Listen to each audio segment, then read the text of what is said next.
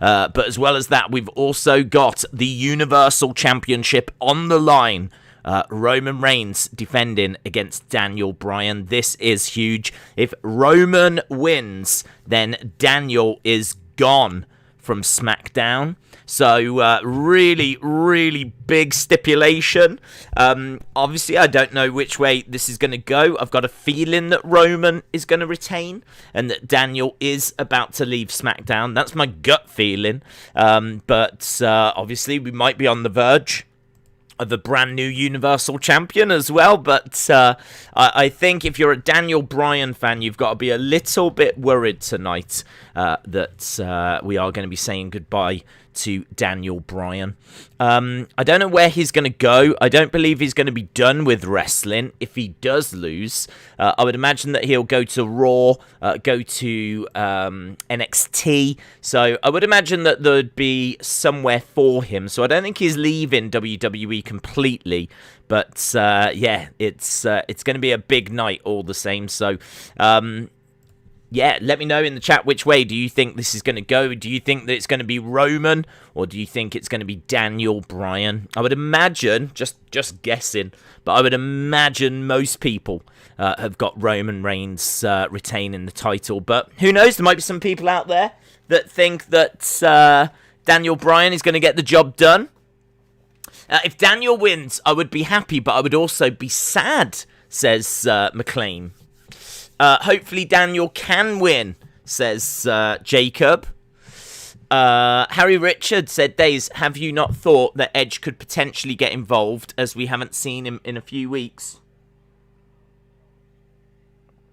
He could get involved, absolutely, but I don't know why he would want to help Daniel win the title. So he might get involved, but if he does get involved, then I don't know, that doesn't feel very good. I'm not really into that. I'm thinking, like, if he gets involved and costs Daniel, that means that Edge is going to be a heel. Because if he gets involved and Daniel ends up leaving, then he's a heel. I don't think that's the right way forward. I mean, what happens if Daniel wins by... What's the actual stipulation? So, can Daniel win the match? Has he got to win the title? Hang on, I'm getting confused now. That has just blown my mind. Let's have a look. Let's have a look and see. Because what I'm thinking is, what if Daniel wins, but he doesn't, wins by DQ? What if Edge attacks Roman? Hang on. What if Edge attacks Daniel? No, I can't get my head around it. I can't get... Edge getting involved just seems really messy to me. Really, really messy. I wouldn't have Edge getting involved. But it does ask a bigger question, and that is what happens if Daniel wins by count out? What happens if Daniel wins by DQ? Does he still have to leave WWE? You've got me thinking that now, or leave SmackDown. You've got my mind racing. I don't think anyone wins. It's going to be a non-messy finish. It will be a non-messy type finish. Daniel Bryan versus Cesaro, WrestleMania Backlash. We don't want that, but he can't leave. Days, what if the opponent Bobby faces is Bryan? Maybe after tonight he becomes a part-timer and faces Bobby at SummerSlam. So you think he's going to lose and he's going to go to Raw? I could see that. I can see that. I could see him losing and going to Raw. Raw could do with Daniel after it's been boring for months, says Hasib. Let's click down. If Roman doesn't win clean, then he would just look weaker than he already does. Every time he's in a match, the other opponent always gets more offense, and honestly, it's stupid. Yeah, I mean, I would agree. I think what Roman needs is Roman needs a few matches to look dominant. I do completely agree that Roman very much has been in on the receiving end of stuff. If you think about his feud with Kevin Owens, you know, and you think about all the matches that Roman has had since he's come back, there's not many, if any, that have been squashes. Like, it does feel like Roman could do with just really beating someone up quite nasty. He's just in these really horrific matches where he gets beaten down quite a bit and then just scrapes through. And I do agree he could do with a few matches where, he actually shows why he is the head of the table. But I don't think that's going to happen tonight. I think this is going to be a very close match. I'm expecting Roman to win. I think that what just blew my mind, I just got short-circuited because I hadn't even considered Daniel winning by DQ or Daniel winning by countout. And if that happens, does he still have to leave? Or is that a way that they're going to get around all of this? So I hadn't even considered that until a moment ago. Edge, Cesaro, Seth are more likely to join the Universal title picture at Mania Backlash. Edge, Cesaro, or Seth. Well, I don't see Seth doing that. Cesaro and Seth are feuding at the moment, so I don't see either of those going for the title. It'd be Edge. If this is Daniel's opportunity tonight and he doesn't come through, then Seth and Cesaro, I think, are still feuding, aren't they? So I would imagine that they would probably have a match at WrestleMania Backlash. So I would imagine it would probably be Edge. It's certainly not Seth. We're not getting Seth Roman because Seth would have to turn face, or Roman would have to turn face. Brony said Roman has to win. Daniel should not win via countout. I want to have a look and see what the rules actually say. What does the wording actually say? If Bryan loses, he's banished. So I'm on SB Nation. Let's see what it says on the WWE. Hang on, WWE.com. Roman Reigns, let's agree. Boom. Okay, Roman Reigns is set to go to war with Daniel Bryan in a Universal Championship match. If the head of the table wins, the leader of the Yes Movement will be barred from SmackDown. So he's only got a win. Roman's only got a win. So if Daniel wins by countout or Daniel wins by DQ, then he won't get the belt. But surely that means he doesn't have to leave SmackDown either. So does this mean that we're actually just going for that? That's going to happen. Daniel wins by countout. Daniel wins by DQ. Daniel wins. Title doesn't change hands. He doesn't have to leave SmackDown. Is it just going to be like that?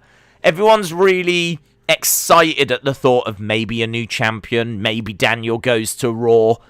Is that how they're going to get out of this? DQ or count out? I hope not. Because that's lame. That's lame, isn't it? You've kind of dangled this carrot and you've got everyone excited and everyone's like, oh, something like significant is gonna happen and like gonna tune in, and then if they're gonna pull that trick, that's lame. So I hope it doesn't go that way. Interesting though, because I hadn't even thought about that until we started this stream, that they might pull that trick. Days, I think RK Bro should be a team until after SummerSlam and maybe have a tag title run. Thoughts? I don't mind RK Bro.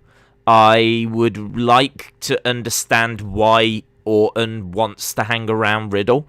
Riddle is annoying, and I don't really understand why they would be friends, and why, Orton's someone that kind of keeps himself to himself, and like Riddle, as we said, has got a really annoying character. So I personally just need a little bit more explanation as to why this is even a team. So, but yeah, I mean, other than that, I'm all right with doing, Clearly Orton has moved on from The Fiend and moved on from Bray. Needs something now to do instead. So it wouldn't be the worst. Hasib said, what are your thoughts on one upcoming Friday, AEW going up against SmackDown because of an NBA playoff? Is that happening, is it? I haven't seen that news. Are they moving to a Friday? What do I think about that? I think that SmackDown's a very good show and it should be fine. I mean, I don't think that's something AEW would want. I think they'd have to stack that show if that was happening, because they're going up against some proper talent now. They're going up against some big names like Bayley, Sasha, Roman. I mean, they've got really big fan bases. And obviously Bianca as well. They're doing some interesting stuff with Aleister Black. We're going to see Aleister Black tonight. So, yeah, that's not a move that AEW will be looking forward to. So they're going to need a big card to make that work. So what do I think about it? I would imagine, rough guess, AEW does 700,000. I would imagine that SmackDown would get affected a little. I think it normally does 2 million. Maybe it does 1.7. Something along those lines. I'd imagine it gets a little dip. I don't think it would be a complete disaster for AEW, but I do think that there'd be a good distance between the two shows. I actually think tonight is the night that Jimmy might cost Bryan. Roman has already shown how dominant he is after pinning both Bryan and Edge. So maybe it's time to get Jimmy. Shout out to you, Harley. Austin said Fiend could break up Orton and Riddle. He'll attack Orton during a tag title match, and then they can go back to their feud. That's interesting. Corpse Hatch says, have you been affected by the AEW strikes? I haven't, no, but I do think that's appalling. I didn't know anything about it, but obviously there's been a lot of talk online that I've seen in regards to it, and some of the names of the people that have been affected by these strikes are they're really good content creators. They're not the kind of people that are going to be taking footage and just going to be playing it, and do you know what I mean? Not using it in a fair use way, or not using it in a creative way, or maybe not even using it at all. A lot of people are saying they didn't use any footage, they didn't use any audio, and all stuff like this. So it's very confusing as to what's actually happened. But just looking at like some of the names of the people that have been affected, they're all they're all stand-up content creators. So I don't believe this isn't like, do you know what I mean? This isn't some random guy from down the road that's just putting up episodes of AEW Dynamite for people to watch for free on YouTube. Like the people, you might be talking about, I don't know, like a review where just a few seconds of a clip is used, or you might, I don't even think that. Honestly, there's people saying they haven't used any footage, any audio. It seems like there might have been some sort of bot that lost its mind and went rogue and just started dishing out like all these strikes. I honestly don't know. I don't know the full story to it, because obviously I don't have insight as to what exactly has been claimed. But I know that a lot of people have been hit by it. And I know a lot of people are speaking out saying that they didn't do anything wrong. I also know that I've had that happen to me as well in the past, whereby I've had copyright strikes where I've not had any footage involved. But and you have to go through the process of challenging it then. And it's a whole nightmare. It's absolutely awful. So I think if you get one, it doesn't really affect anything. It doesn't make it right, but it doesn't really affect anything. But unless it's like on a stream and whatnot, then there are issues. But if it's just on a normal video, then it's just kind of like a slap on the wrist. But if you get 3, then your channel gets deleted. I think I saw, is it Matthew from Botchamania said that he got 2 today from AEW, and he's literally, just waiting on the 3rd to come through. So I haven't seen any more like information on that, but crazy.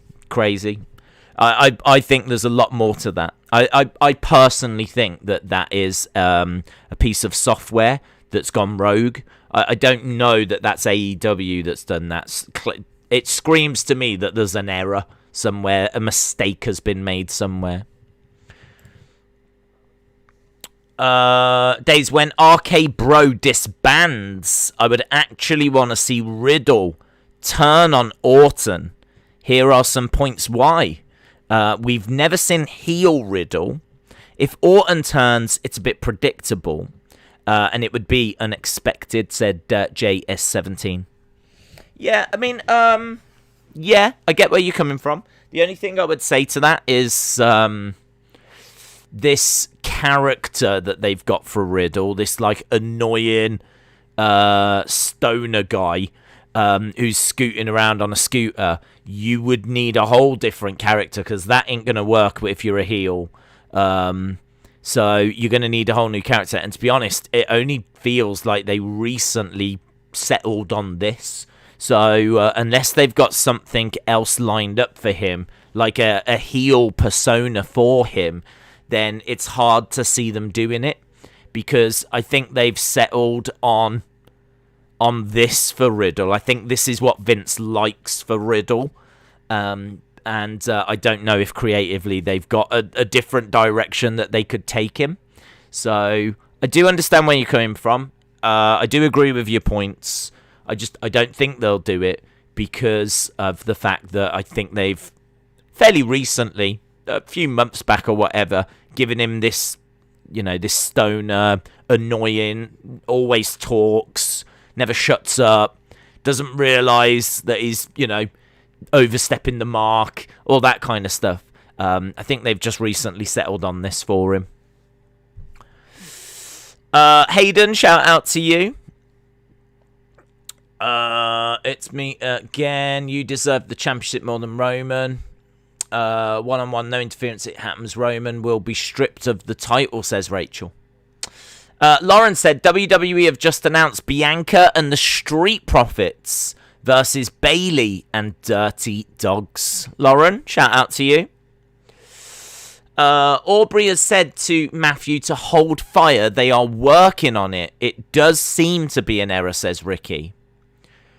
Yeah, I've got to admit that is very much the impression that I got with the copyright strike stuff. It seems to me that there's some sort of bot that has gone rogue, or there's something that's messed up. Because, as you said, the things that people are getting hit with are honestly, I think, pictures and stuff like this.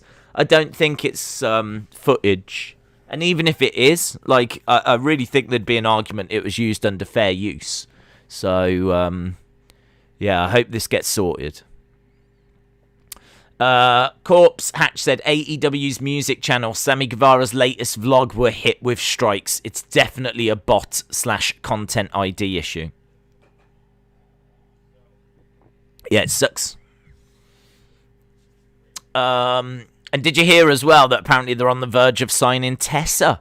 That was, I didn't wake up that long ago. I woke up a couple of hours ago, had something to eat, and I just had a look online, and I saw that Tessa was trending. And apparently it seems like she's quite close to coming back, and she'll be coming back to AEW. So, really good day for their PR when it comes to AEW. So, yeah, not good at all. Days, I could come up with a perfect character for heel Riddle. The same character, just more annoying, like R-Truth from 2011. Like, he hears voices telling him what to do and is a bit crazy. Thoughts? I don't know. I don't know. I'm not really... I don't know. Riddle's not... I think Riddle has only recently found this. I don't feel like we've really explored this yet with Riddle. I kind of feel like, it's not been that long. He's had the CGI birds. And it's like, I feel like they're just trying lots of random things with Riddle at the moment. So, maybe one of the things they could try is turning him heel. But I think, personally, I would explore... Personally, I would turn Orton. I would have Orton go heel. I think, yeah, okay, it's a bit predictable. But I think for this, we're still trying to figure out Riddle. We're still trying to, Riddle is a riddle. And we're still trying to work Riddle out as to what his character should be. I don't feel like we're there yet with Riddle. I feel that Riddle is he's good in ring.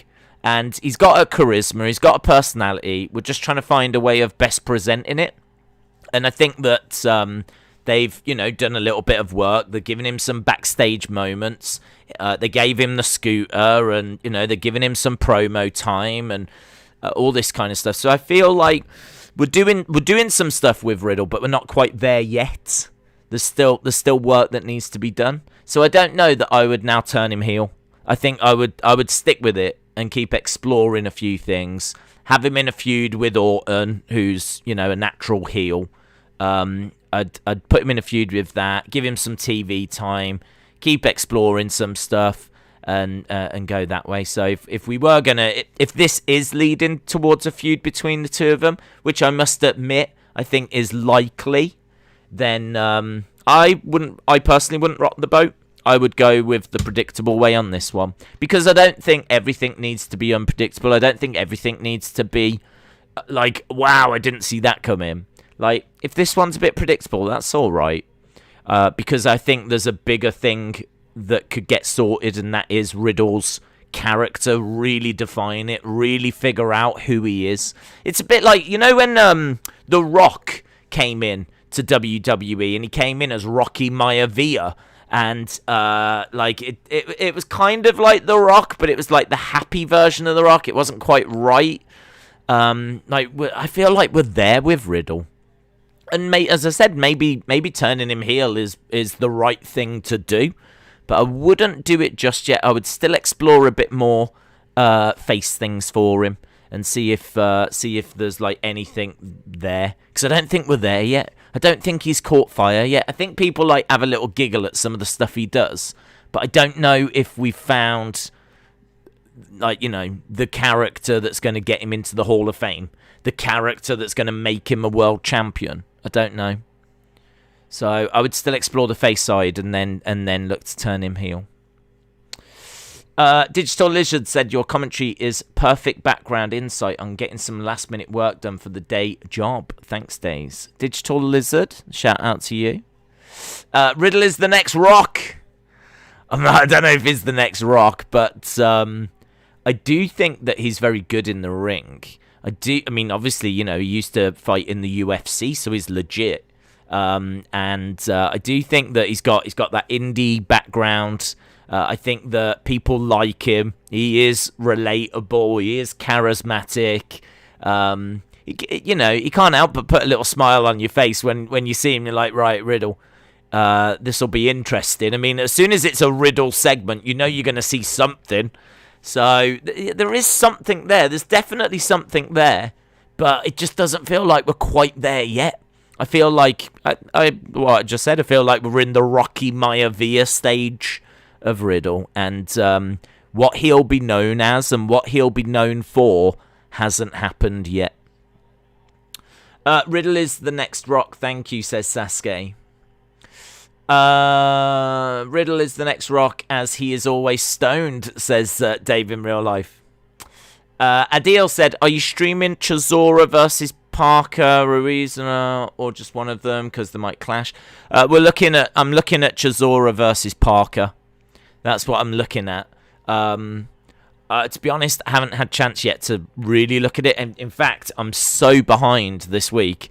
So behind. I haven't done any UFC research or anything like this. But UFC tomorrow, I do want to try and do the Parker fight as well. Because I think it'll be quite an interesting fight. I've had quite a few people asking for it. So I'm going to try and do that and the UFC tomorrow. But haven't looked at times or anything like this, so I need to look into it all. McLean, shout out to you. Days, did you ever watch the Miz 24 documentary? I honestly don't know, but I don't think so. I don't think I have, because it's not ringing a bell. but I may have done. I mean, I try to watch all of the documentaries, so if it's like an old one, then I might have caught it. If it's something recent, I definitely haven't. Days, what do you think will happen after Apollo and Big E? I beg this feud is done after tonight. What do you think will happen for both guys? I think that Big E could do with a feud with maybe...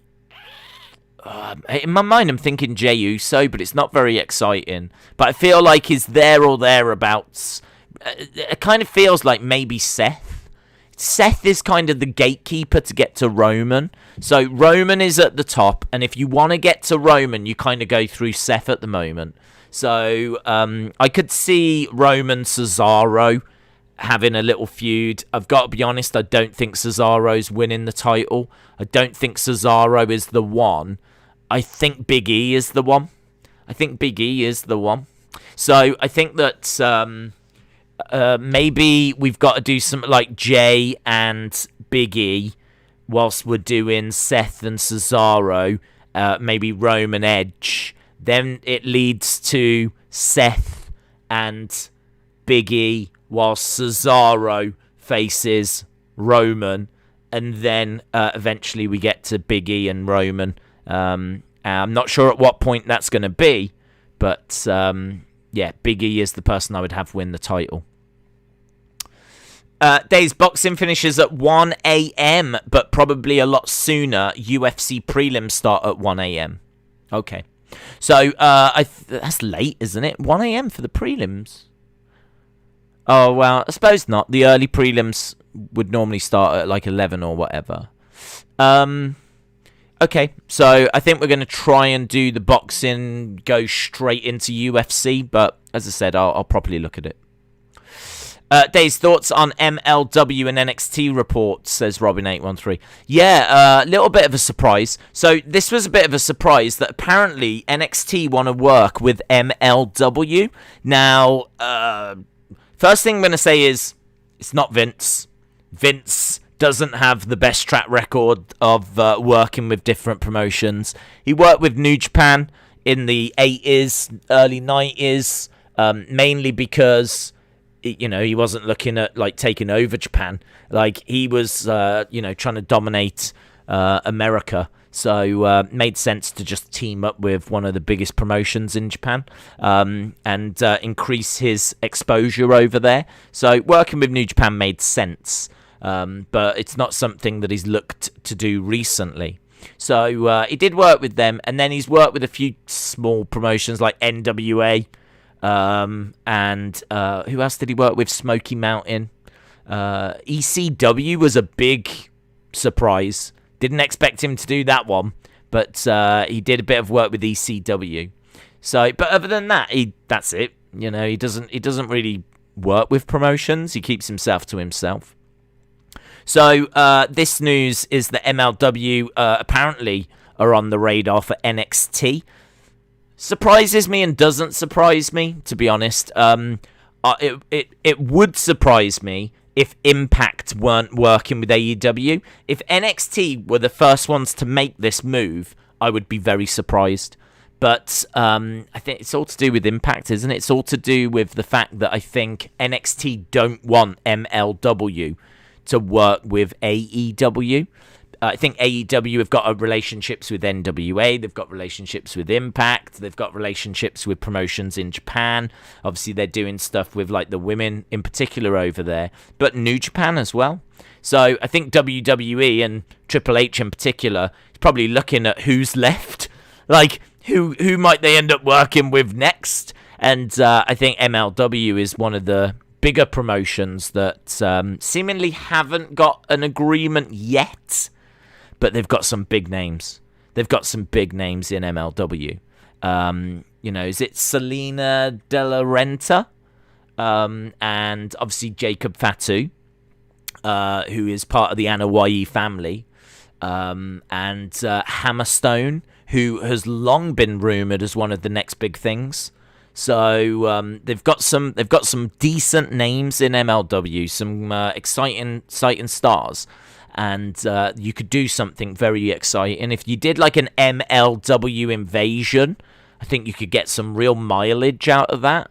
And certainly you could do some very interesting matchups. I mean, Jacob Fatu would be a brilliant opponent for anyone in NXT. Same with Hammerstone as well. So I was surprised to read it. I didn't expect it. The more I thought about it, the more it made sense. And I'm quite excited for it. I like it. Whenever we've watched MLW, I've always been impressed with it. So yeah, I'm on board. I'm on board with seeing where this goes, how it plays out, and I think it's a good move for NXT. So, good question, Robin. Moro says Adam Cole will beat Roman Reigns at SummerSlam.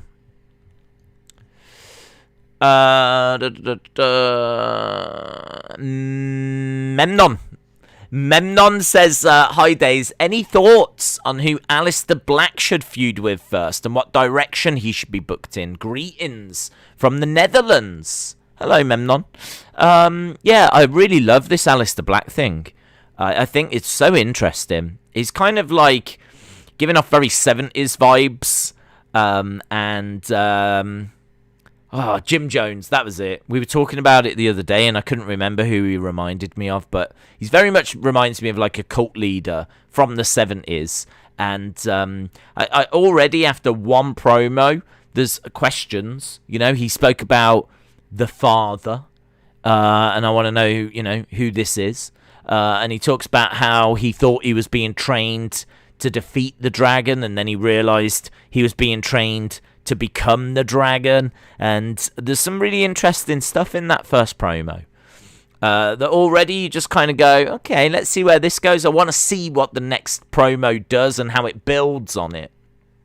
Clearly is a heel, so he's going to have to go after some faces. Because he's been away for so long, because this is such a changing gimmicks, changing tone. Not too drastic, but because he was quite dark before. It's not like he was Huggable Bailey, the male version of Huggable Bailey. But, yeah, he was quite dark before, but it is a change. He needs to be feuding against someone he can beat. So he's going to need to feud against someone quite boring, unfortunately. He's going to need to feud against... I wish I could give you a name. I'm trying to think of like a baby face that's quite low down in the totem pole. Like one of the first names that came to mind was like Dominic Mysterio. I'm trying to think of a baby face that's quite low down. Yeah, someone that's not even really mid-card, but a baby face that's quite low down. Whoever that is, and I'm sure you'd find one by looking at the SmackDown roster. I'm sure you'd find a name. I kind of feel that he should get some wins first. Really establish what this gimmick is, and then go on to feud with someone. So I wouldn't do anything too exciting at this stage. I kind of think that this, whatever this is, needs to breathe. We need to really establish what this is. We need to establish that he's a killer in the ring as well. You know, we need to see his entrance. We need to. There's a lot that can play out over the next month or so, and then he can get a few squash wins, and then, you know, later in the year he can start a feud against a babyface, mid-card babyface, and then we can, you know, have a look at it and take it from there. But I wouldn't expect him pushing for any, you know, major championships anytime soon. I reckon there's a chance he'll have a Intercontinental title run at some point. But I don't think that's coming until like end of the year. So I think this is going to be quite slow, to be honest. But I like what I've seen so far. Scott Turner says, hi Days, hope you are well. This should be a good show. Oh, dude, this should be a great show. Yeah, really, really excited. Joaquin said, Riddle Days, you are... So, wait, forgot what I was saying. Okay, shout out to you, Joaquin. The Dark Father is Paul Heyman. Oh, that would be interesting, wouldn't it? That would be interesting. The Dark Father is Paul Heyman.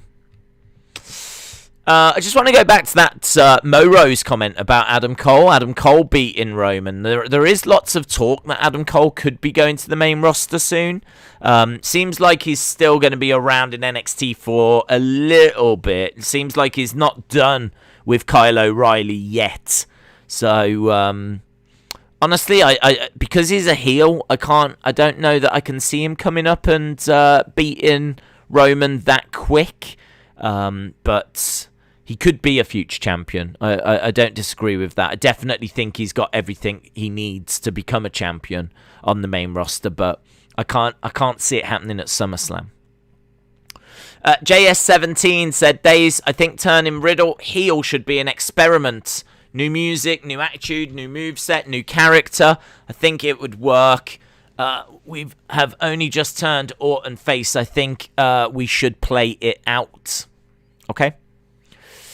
Lorelei is at a sleepover. I'm just relaxing. Jennifer, shout out to you. Hope you are well, buddy. Dave in real life says Bayley is on 10 out of 10 straight away. Bayley is on 10 out of 10. What? Moro said, do you think the women's tag team get a better storyline tonight? Women's tag team get a better storyline tonight. I don't know who they're facing. I don't know what tag teams are taking place tonight, to be honest.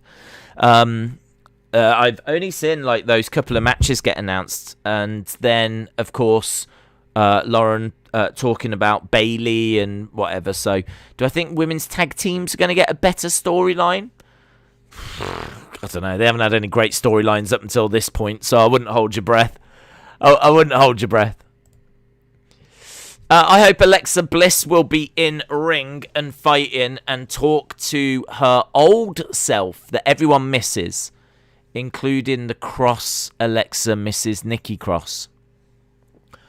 Well, Alexa's on Raw, so we're not going to be seeing her tonight. I'll be surprised if we see her tonight. Harry Richards said, Days, when would you have Roman lose the title? I would have him lose it at SummerSlam so that we can build towards Rock Roman for 38. Your thoughts? I would have him lose it at WrestleMania 38 to Big E.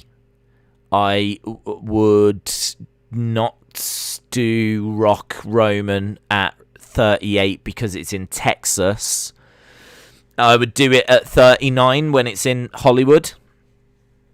But we have said before you could do Rock Roman at 38 and then The Rock could go into the Hall of Fame at 39. So just because it's in Hollywood doesn't mean that you still can't do Rock Roman in Texas. I mean, there's nothing stopping you doing that. But I don't know. It feels better to me. It feels better that you do Rock Roman at 39 in Hollywood. So that's how I would book it. I would do it so you need a big match, obviously, for Roman, and I think if that's the point where Big E becomes champion, I think that would be a really good moment. If that's the point where Roman finally loses the belt at WrestleMania next year, that's going to be huge, innit? So long way to go, obviously, and I'm sure there's people saying that's way too long. I mean, I disagree. I'm someone that loves long title reigns. I think that it helps the champion. It gives them something to brag about, how many days they were champion for. I think it's better than seeing the title just getting passed around all the time. I'm someone that really likes long title reigns. So, for Roman to hold it for so long would be great, I think. And then it's an even bigger moment when someone gets it off of him. So I don't mind if it's SummerSlam. I mean, that's still a decent title reign. But I would wait even longer. I'd go all the way through to WrestleMania. And then I would do... But yeah, I mean, you've got to do Rock Roman at some point.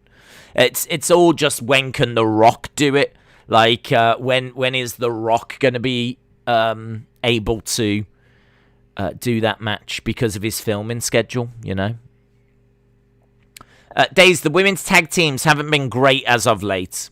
What are you talking about? Nia Jax versus Tamina and Natalya versus Shayna.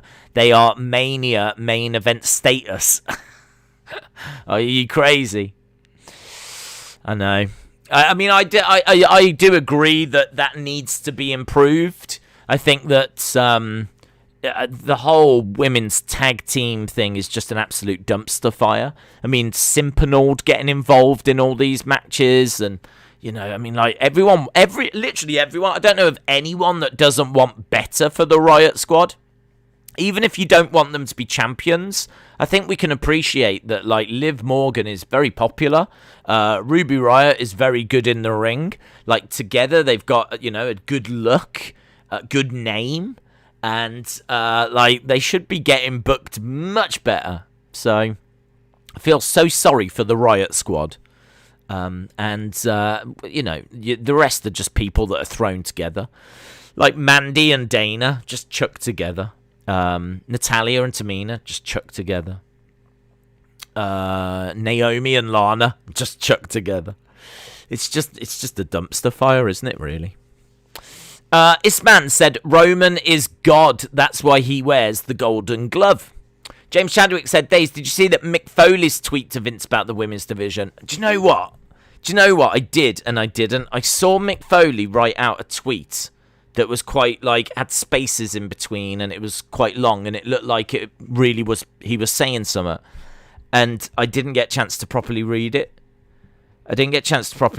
Because I was reading something else at the same time. I'm just looking at this as well. Bret Hart doesn't hold back on Triple H. Bret Hart on Triple H, I always thought he was overrated. The only reason people even know of him or remember him is because of his daddy-in-law. Wow, Bret Hart, man. Not holding back. Right, nice picture tweeted out by Aleister. I wonder if that will show, if I show it to the camera. I'm going to let me... There's Aleister. And his shadow in the background of the father. I do like it. I mean, and that's a great looking picture of Aleister as well. So, looks cool. I like what they're doing with Aleister. As I said, I really like that promo. I thought it was a very good promo. Right, here's... this is what James Chadwick was talking about. Here's the Mick Foley tweet. It says, Dear Vince... An all-women's brand needs to happen in WWE, unless you want AEW to beat you to the punch. Sincerely, Mick. So Mick Foley sending a tweet out saying that WWE need to get an all-women's brand. I think that would be cool. Yeah, I'd be down for that. I just think that women's wrestling needs to be booked better. They need more TV time. I think part of the problem is that women's segments have historically not done that well. I read the Evolution was the worst or least viewed pay-per-view ever for WWE. It was atrocious. People just did not tune in. So Evolution gets that pay-per-view gets all of this praise, and it was historic, and putting women's wrestling on the map, but no one tuned in for it, no one watched it. And I love women's wrestling. I'm a big fan. I love Asuka.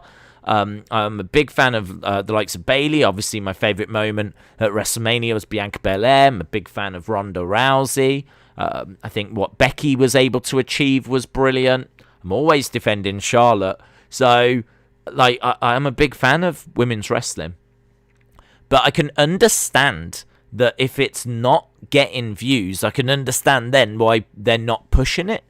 So I suppose you could argue that if you build something better, if you give them better storylines, if you give them a promotion where they can shine and show what they can do.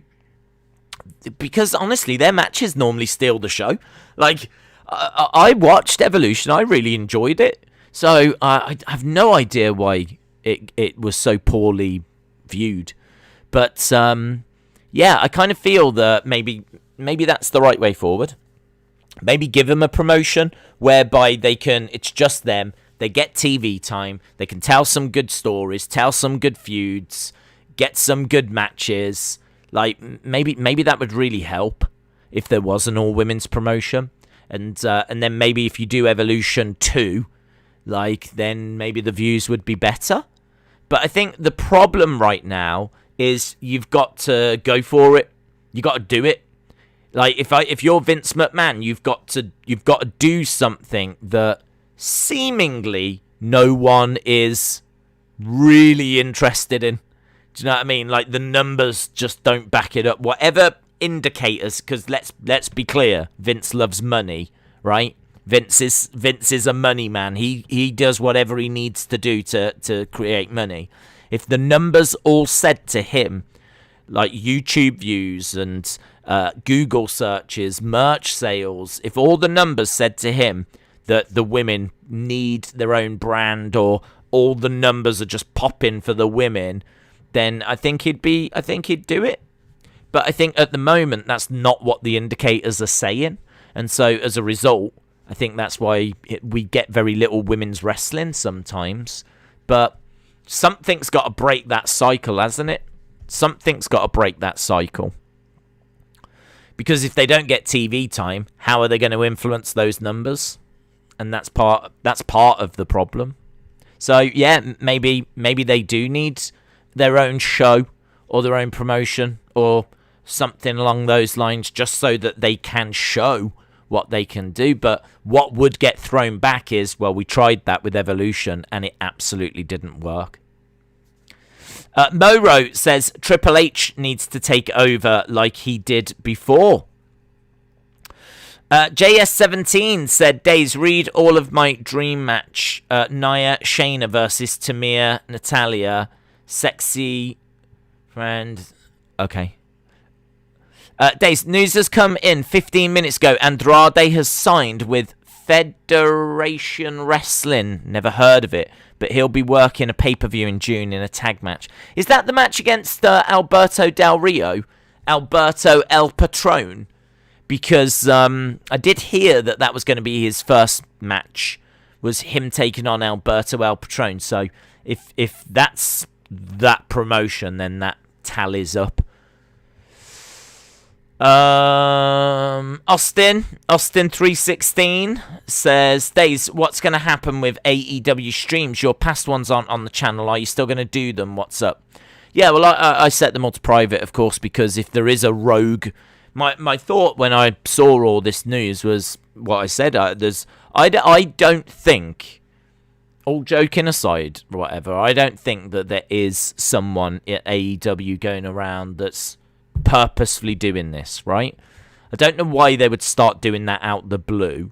And also, I've heard a lot of people say that they didn't have any footage included.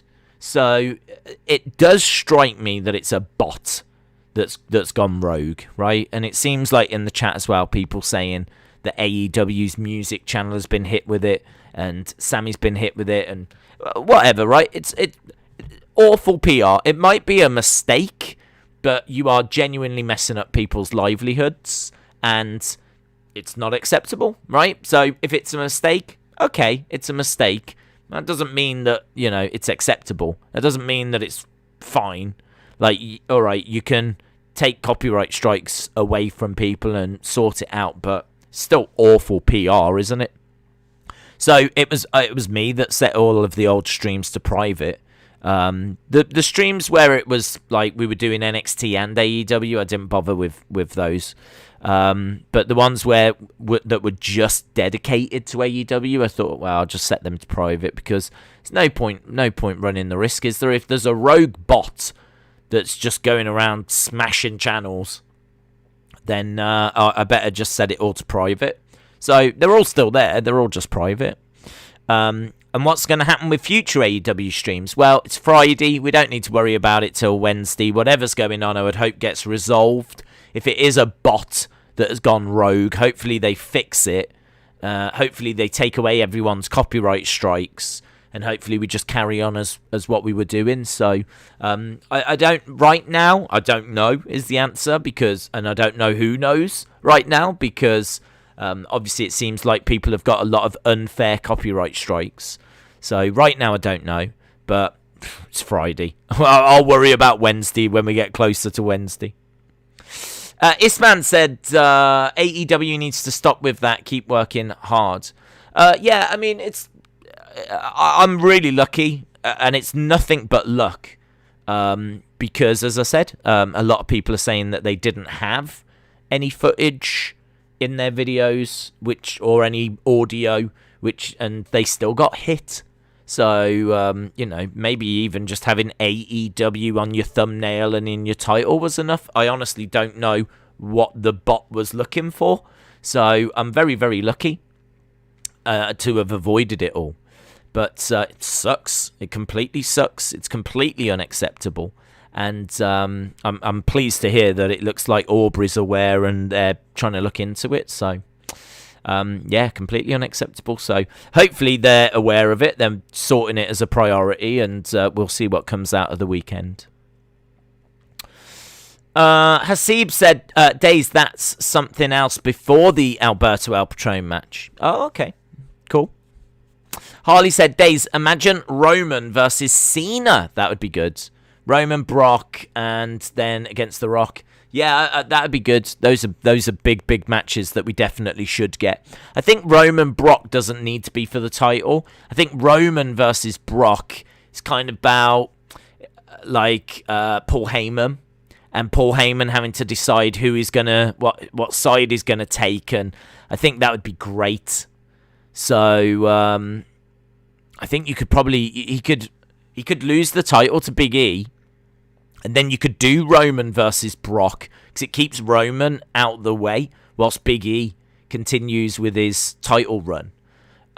So, yeah, I'm not sure how I would do it. I like Roman Cena. So I like Roman Cena. I obviously like Roman Cesaro.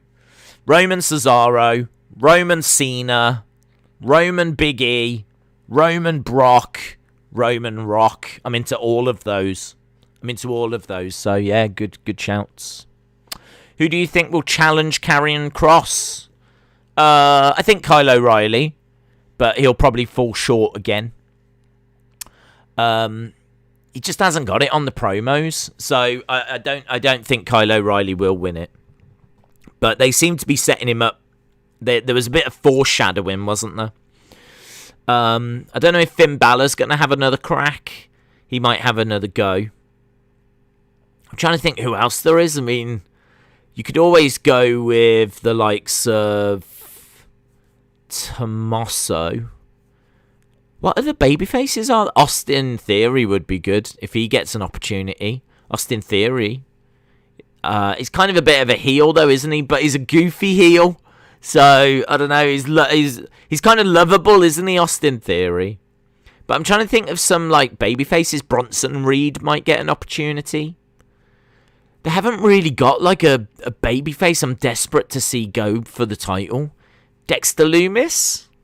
Dexter Lumis is babyface. Big. Quite popular. I'm trying to think who else. Leon Ruff's a bit small. Isaiah Swerve's a heel. Bronson Reed, I could see going for it. Cameron Grimes is a heel. Don't know, man. There's not tons of names that come to mind, to be honest. Kyle O'Reilly, Finn Balor, Bronson Reed. Those are the three that come to mind first of all. Lone Star Friend, shout out to you. Reigns versus Cole would be intense. Yeah, that would be very good.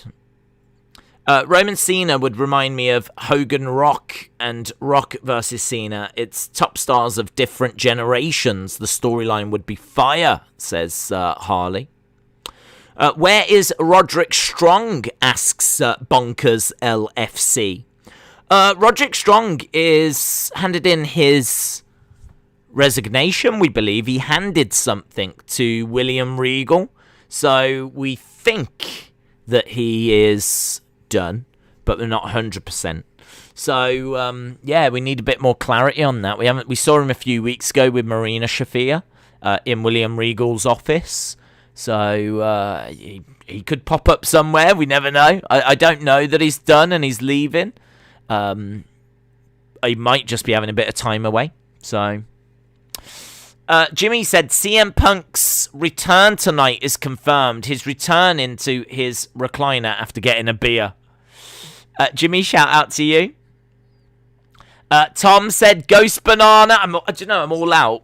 Honestly, I wish I had some. I wish I proper miss them. I could really do with some Ghost Bananas around now.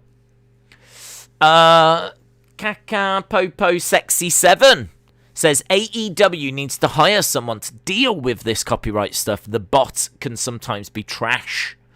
Yeah, I mean, I'm quite happy to go in on him over this because it is unacceptable. And it is something that is going to really mess people up. I think that it's something that, all right, could just be a genuine mistake. But as we said, it's still, it can't happen. Yeah, it can't happen. So I agree that they need to get it sorted and get someone on it. And I think they will. I think they're aware that it's something's gone wrong. You're all falling into Vince's original plans to love Roman. Yeah, I know. And it's working. I have no problem with it. No problem with it. Right, here we go then, friends. Tonight. I'm really intrigued by this match. Really, I know, it's intriguing anyway, but I'm really intrigued by it because, I think Daniel will go. I think Daniel loses, and I think he goes, but I don't know now if it's going to be a case that he's going to win by DQ, or he's going to win by count out. So he doesn't win the title, but he still stays on SmackDown. Hadn't thought about that before the stream. Right, we're going over to SmackDown. Let's see what they've got in store for us. Sure to be better than Raw, but yeah, let's see. Good way to start the weekend. Lone Star Friend said Daniel Bryan doesn't deserve another title shot. Can I just say, and this might be controversial, I hate this song. Are you ready for a good time? I think it could be something that's even better. I think this could have a bit more energy.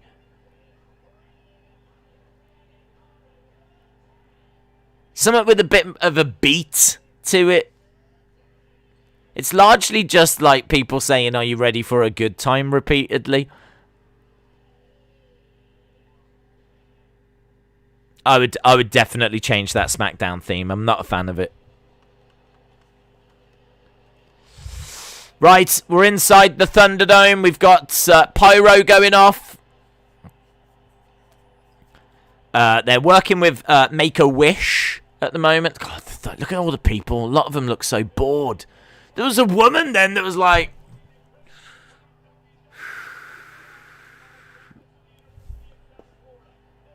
I don't know if they said, right, we're going live, get some energy. Or everyone's like... I wouldn't show them screens.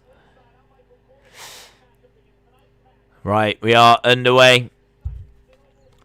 A lot of ACD songs are simple. Hey, look, I like ACDC. I like ACDC. I don't think it's got the energy. Like the song just doesn't really drive, and it hasn't got a good beat to it, and it doesn't fire me up for the show, Are you ready for a good time? I don't even think it's that good of a song. But I like AC/DC.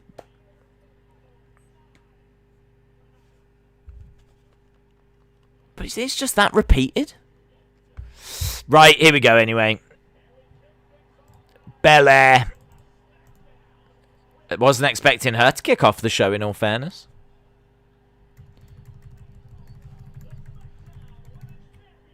Bianca Belair.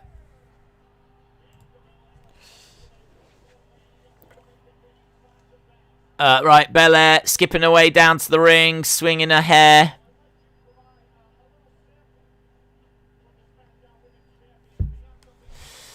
What is she wearing? She's wearing, like, blue attire with, like, gold kisses all over it. Gold lips all over it.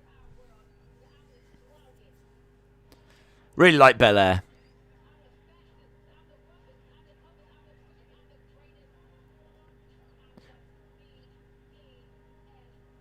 I'm the BEST. It's a good little video package, this.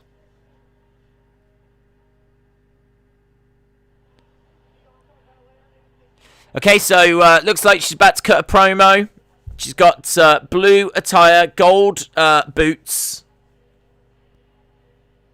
EST chant. Has she got, look at her earrings. Her earrings are Smackdown center plates. Women's Championship center plates. That's cool.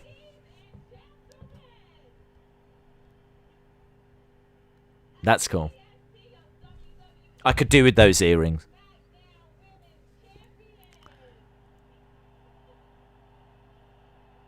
She comes across as so likable. Promo first. Promo first.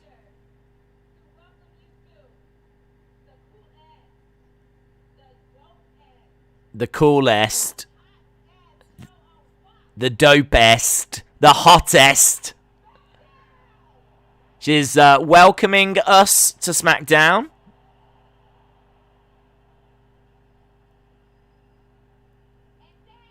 She always looks like she's just living her dream.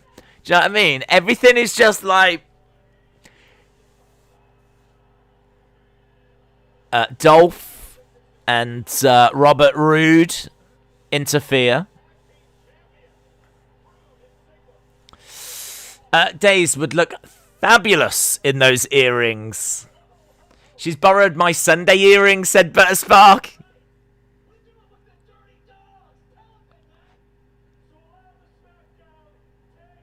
Allow the SmackDown Tag Champs to take it from here.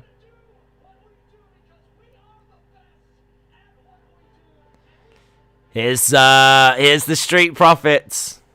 It's not, I don't know what it is about this. I like this start. I think it's because, like, it's not often that you start with someone other than Roman or Daniel or Edge. But starting with, like, Bianca feels quite different. Kind of like it.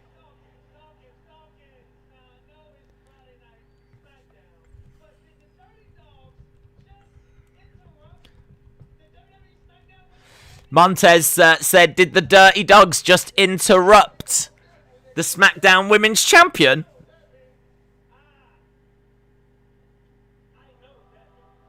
Oh, now we've got Bayley. So Bayley has interrupted the Street Profits.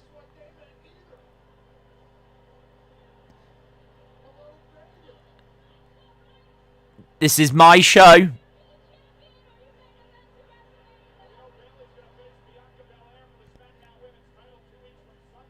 Bayley has made her way down. Here comes Bayley. Bayley stepping into the ring. Tag teams are on the outside still. She snatches the microphone.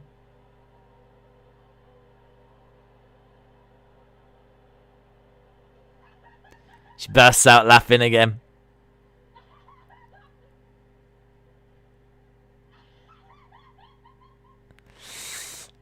When Roman stacked Edge on Bryan, didn't Edge technically win as he was on top of Bryan when the ref started counting? No, because his shoulders were down as well. Intergender 6-man match. Someone in the chat announced earlier. Yes. Right, well, everyone's brawling, and looks like we're going to be going to that match very, very soon.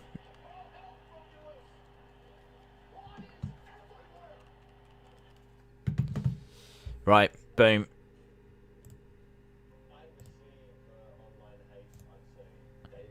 Okay, so Belair. Hang on, Belair. It's going to be Belair, Street Profits versus Bayley, Dirty Dogs. Not the most exciting match to start the show. I mean, it's okay. It's okay. It's just your usual kind of go-home match, really. I know we're not on a go-home show, but this feels like a go-home match.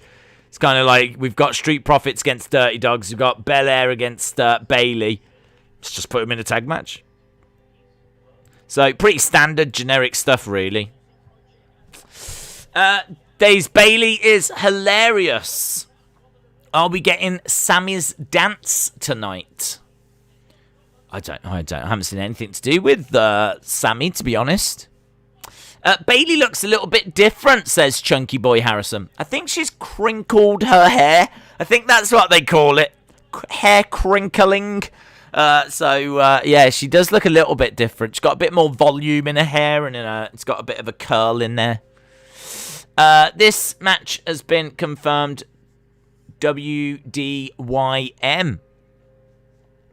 It was crazy when Ford took that dive before and almost killed himself, says L.I. Baker. Hope you're well, buddy. SmackDown should end with Baron Corbin, says Austin.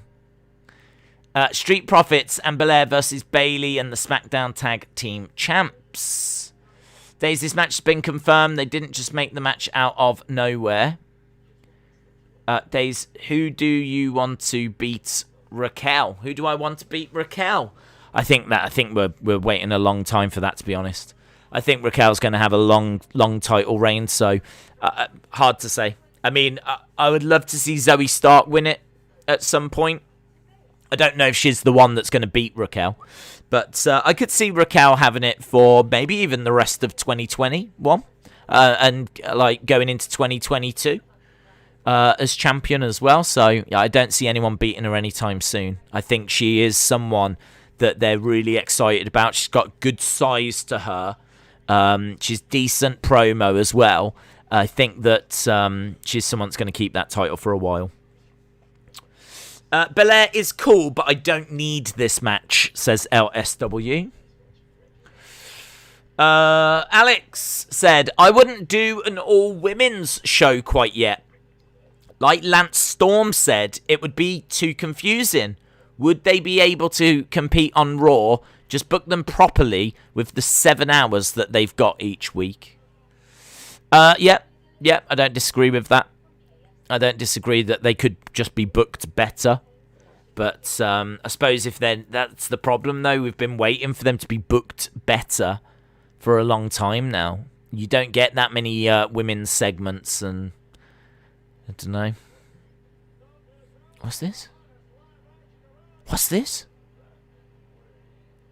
Is it a retro show? What? It's going to be a retro SmackDown next week? Yes, that's going to be awesome.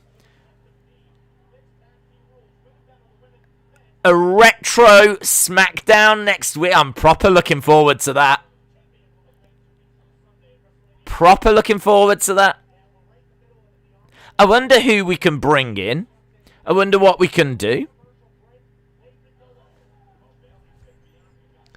I wonder what legends we could get, or how are they going to do that? A retro SmackDown? Throwback SmackDown?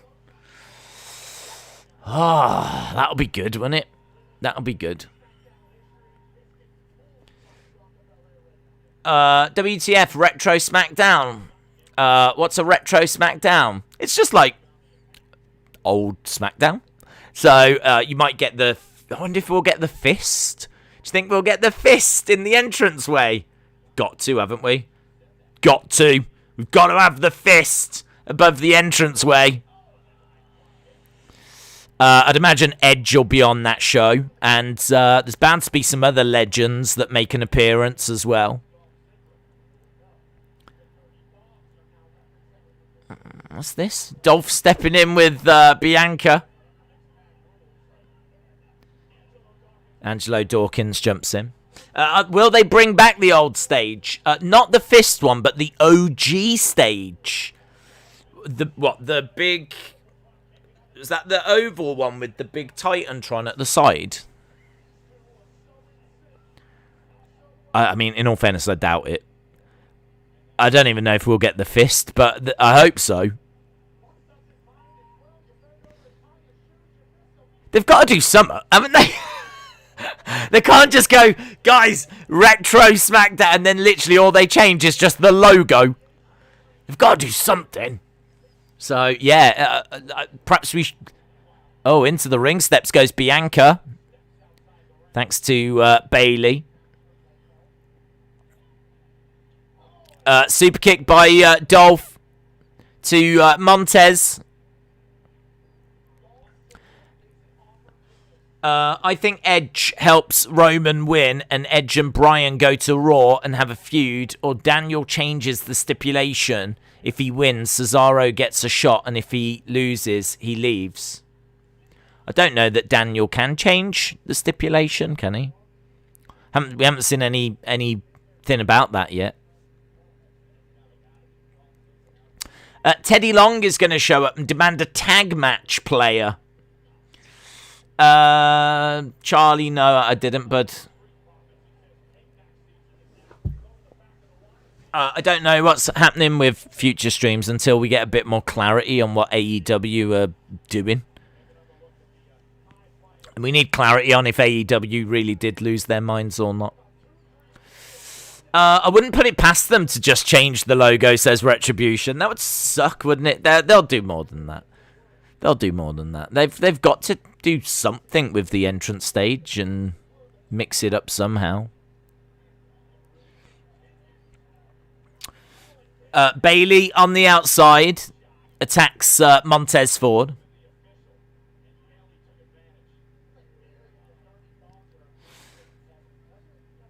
Kicks by Rude. SmackDown first match equals Raw main event. Fake crowd sounds. Right, Dolph going for the pin on Montez and kick out by Montez.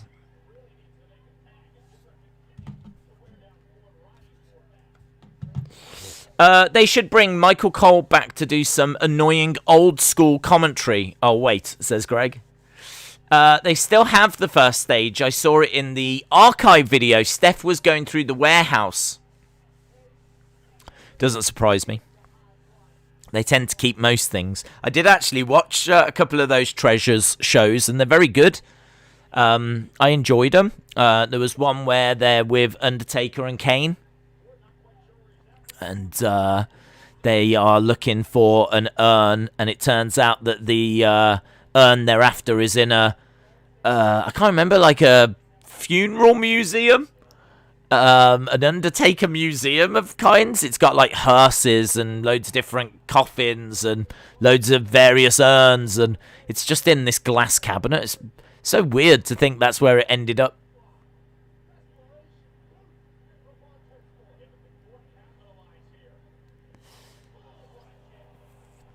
Good kick by Montez. Trying to make the hot tag, and he tags in Dawkins. Oh, that was a big strike by Dawkins. Good shot. Against the ropes goes Dawkins. Back elbow. Nice. Over the head. Into the corner. Bulldog. Kick to the midsection.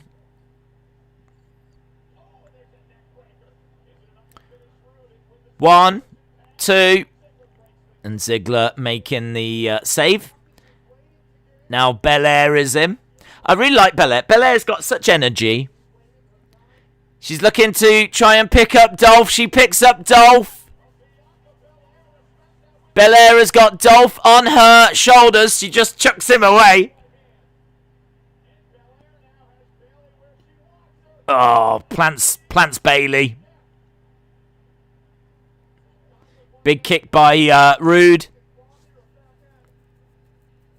Against the ropes. Roll up by Rude. Holding on to the tights. Ah, the whip from Belair. Belair with a whip of the hair. Oh, and here we go. Okay, that was a bit better. 1, 2, 3. Montez manages to hit that. Look, even though he's won, he's still like, just don't do the move.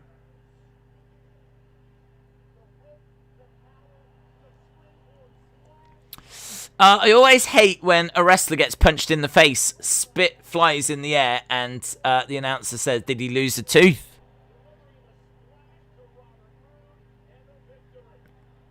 Well, there we go. Bianca and Street Profits are victorious. Right, we've got Apollo taking on Big E. Days, there's always something to look forward to every week for SmackDown. SmackDown is the best. Why does he do it when he gets hurt? I have no idea. At least this time he was able to get the pin quite quick. But I wish he would stop. I wish he would just get a better move that doesn't hurt him. But anyway, we're done with that. We've got Daniel Bryan backstage.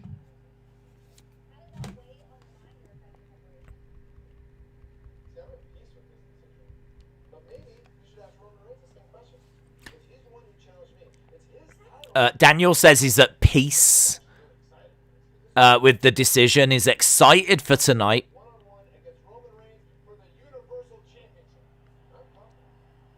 He says, I'm confident. I'm going to tap him out again.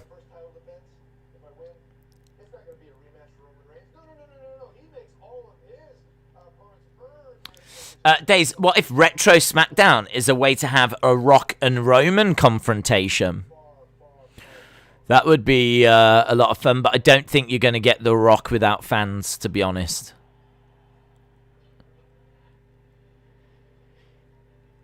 Universal Championship match coming up. Now we've got Seth.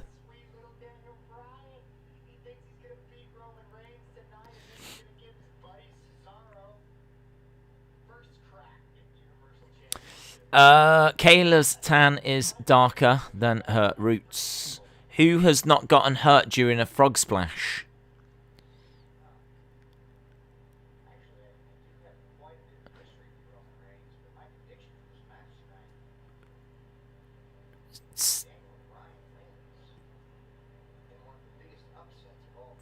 Daniel wins.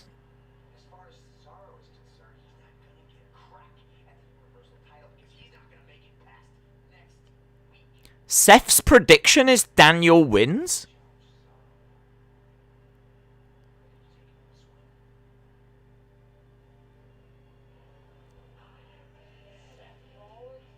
That was a bit weird.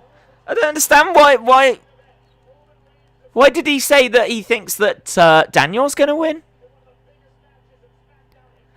I would have expected him to say that Daniel doesn't have a chance. Just like Cesaro doesn't have a chance against me next week or whenever they're facing. Dance like no one's watching. Dress like the whole world is. Is this WWE Shop or something? Got an advert right now. There's Bad Bunny.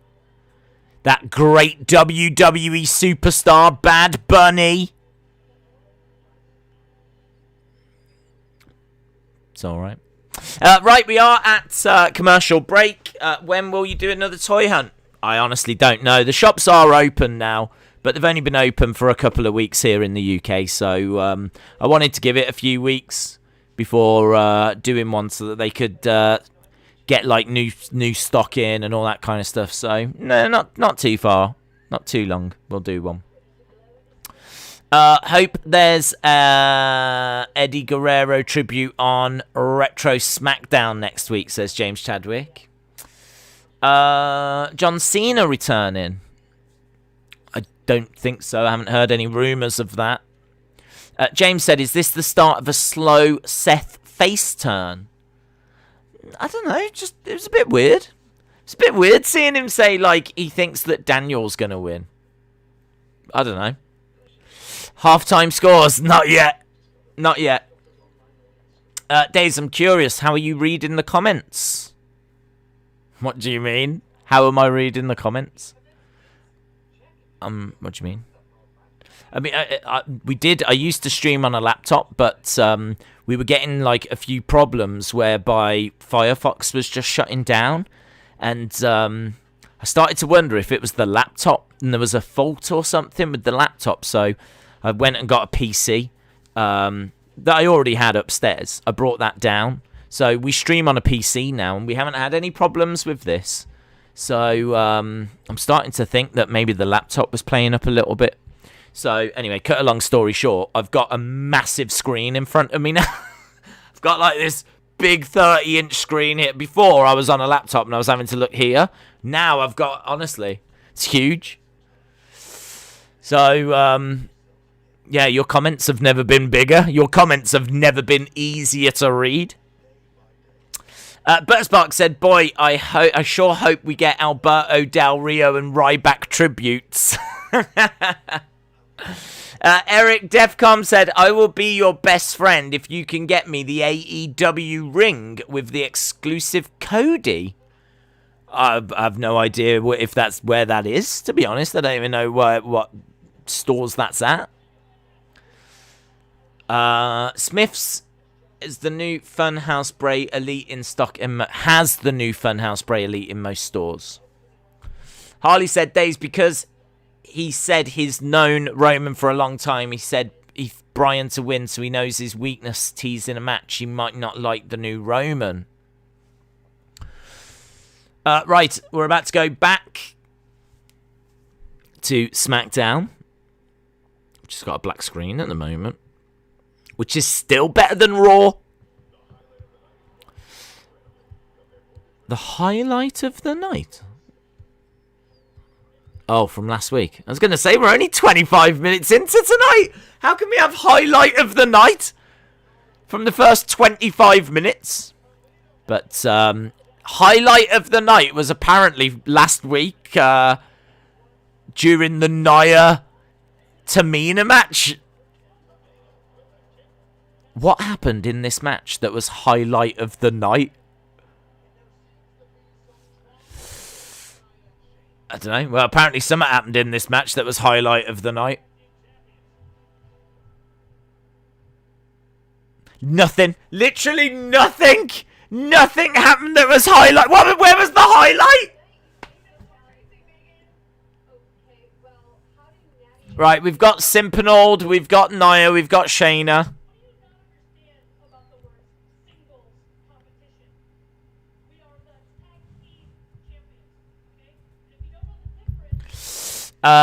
We don't need Nia. 26th of May, Dynamite has been moved to May 28th, Friday at 10 p.m. Okay, Stephen, shout out to you. Right, Tamina attacks Nia.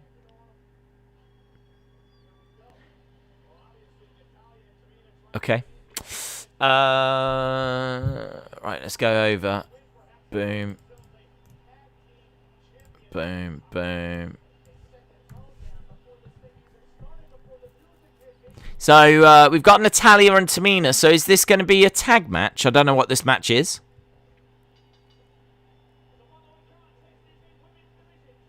Yeah, it is tag team.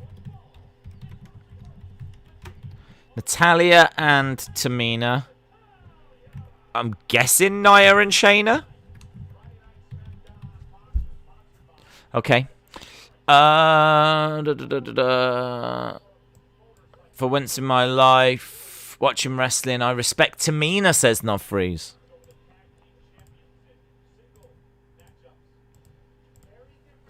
Yes, it is. Right. I gotta say, SmackDown's alright. Like, I like the fact we started with Bianca, but the two matches so far have just been things that personally I don't care about. Like, I don't care about this.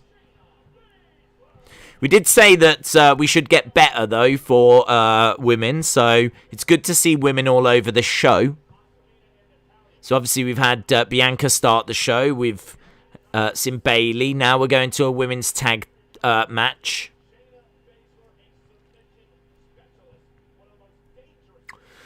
I see Natalya went a size up. Nia into the corner. Kick to the back by Tamina. Big strike. Shayna goes down. Tamina and Natalya. SmackDown has been lacking these past couple of weeks, says Robin. Oh, man, her splashes are awful. They are so bad.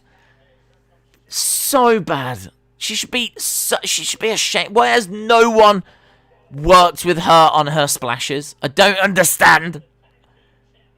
How is it possible to be a wrestler and be that bad at doing a splash off the top?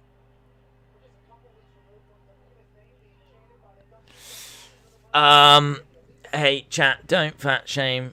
Tamina should be SmackDown Women's Champion and Alicia Fox should be Raw Women's Champion. John said, maybe it's Emperor's New Clothes situation where they expect us to see a highlight when there isn't anything there. I don't know what that was. Highlight of the night was, I'm guessing, Tamina beating Nia. That was, and if that was the highlight of last week's SmackDown, then flip. I'm glad that I can't really remember the show. Joaquin said the highlight has been an error, like AEW are doing. Joaquin, Uribe, shout out to you. Bronson Reed splashes better. Snoop Dogg splashes better. I mean, honestly, there's not many people that are worse. Forearm strikes by Tamina. Trying to pick up Nia, but she couldn't do it. Nia falls on top of Tamina. You should offer your services as splash coordinator. Listen, I am fairly confident in saying that I could do a splash better than Tamina. I'm quite confident in saying that. I'm fairly confident in saying that all of you could do splashes better than Tamina as well.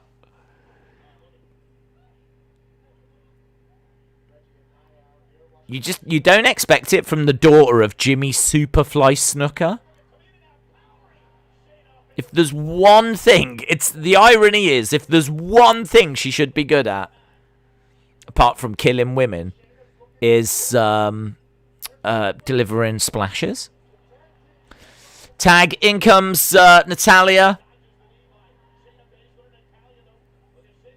Nice takedown by Natalya. Nice discus lariat. 1, 2. Kick out. The highlight from last week was referring to the highlights in Nia's hair. SmackDown is going old school next week. I'm so happy, says Shaquem. It's going to be good, isn't it? Harley said, Days, well, last week's SmackDown was very high praise. Bryan Alvarez said it was the best SmackDown in a long time. People gave it 4 and 5s out of 5. So it was a great show last week.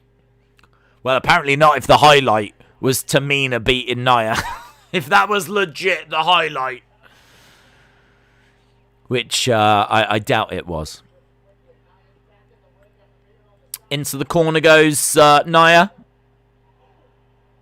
Kick to the side of the head by Tamina. Simpanor trying to get involved again. Step through, looking for a sharpshooter. Shayna grabs Natalya into the announce table. Goes Natalya. Ooh, a little bit messy there as Shayna was against the ropes. Almost knocked Tamina off the top. Tag by Nia. Shayna comes in. Shayna going up top. Looking for a superplex, but can't quite get it. How come at WrestleMania the WWE Women's Tag Title match was longer than the Fiend's match? Well, wasn't it a gauntlet thing? So they had more teams, didn't they? Big splash. 1, 2, 3. Tamina with a great splash. A classic Tamina splash to get the win. If you get hit with one of them Tamina splashes, you are done. Because honestly, You're going to die laughing. You won't be able to get down because you'll be in hysterics. We need the Bad Bunny splash. Hey, seriously, Bad Bunny does a better splash than Tamina. Straight up. Moro, shout out to you. Right, we've got Booker T. Predicts Roman is going to win. I love Natty and Tamina, says Lily. Don't pick on the Tamina train. Right, we're at commercial break again. Right, we're at commercial break. I think the show has been... it's been alright. It's been alright. What is with the intense final boss music for these main event predictions, says Crimson Rain. Hayden said, I would do a splash better than Tamina. Hayden. 100%, bud. 100%. Days, New Japan's El Phantasmo debuting on Impact next week. Very cool. WWE are doing a great job of building up the Roman Daniel Bryan main event. Harley said, the heels are predicting faces and faces are predicting heels. What's going on? Mr. Meme said, Days, when would we see a WrestleMania in the UK? Greetings from Norway. Greetings, Norway. Mr. Meme, shout out to you. I don't know that we will, to be honest. Again, going back to what we said about how Evolution didn't do well as being the women's only show. Apparently, according to Triple H, SummerSlam 92 didn't do very well because of the time difference. Obviously, that's a little different now that we've got the network and we've got catch-up and all these kind of things. You know, it's a different world compared to 1992. But I think WrestleMania is just so big, so important, that I can understand them being reluctant to mess that around. Like, WrestleMania is huge, isn't it? You know? Like, you really can't be messing that around. You can't be taking chances with that. So, I don't know. I don't know when we see it. I don't know if we ever see it. But I hope we do. I think the UK and Europe deserve it. Yeah, I wouldn't hold your breath. We've been waiting year after year after year after year. Do you remember Cena? I remember Cena used to do house shows in the UK, and like would get onto the microphone, and he would say stuff about getting WrestleMania for London and all this kind of stuff, and that would obviously fire up the crowd. He'd be like, I think I saw a Raw taping once in London. We were at commercial break. Cena grabbed the microphone. And he's like, guys, I want you to cheer loud for when we come back. Get that energy up. I want you to cheer as if you've just found out that there's going to be WrestleMania in London. Or something like this. He was teasing it. And the crowd were like going crazy. And then obviously they came back. And when Raw came back, like you've got the crowd going crazy. And it's because Cena had said that. And I, to be honest, I've seen him do it at house shows as well. I think it was a bit of a go-to line for Cena when he was over in the UK. Because I think he knows. And WWE know that desperate to get WrestleMania over here. But I really wouldn't hold your breath. Paul Carpenter, shout out to you, my friend, said Natty and Tamina's tag name should be the Superfly Foundation. I like that. Because Superfly and Heart Foundation. Get it. Got it. It's good. I like it. I do like it. I think that's exactly what it should be. The Superfly Foundation. We're going back. Throwback edition. I really like the ad for that throwback edition. It's good. Right, we've got Roman, we've got Daniel, we've got the Universal Championship, we've got Shinsuke.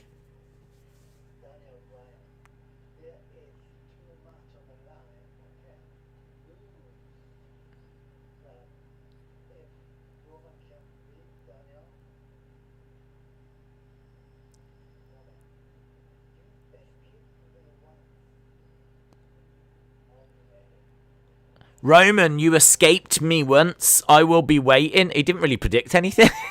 He said there's too much on the line for Daniel, but if Roman does win, Roman, you escaped me once. I will be waiting. I'd be down for that. Roman versus Shinsuke. I'd be down for that. Right, we've got the Mysterios. We want Sasha, says NHerd75.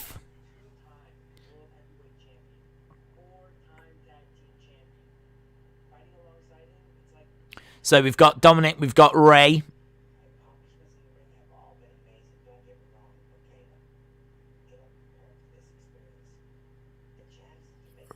Rey Mysterio says all of his accomplishments have been amazing. Don't get him wrong, but nothing compares to this right now.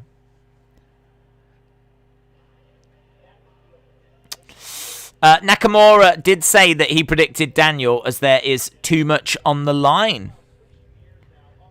I didn't hear him say that he was going for Daniel. But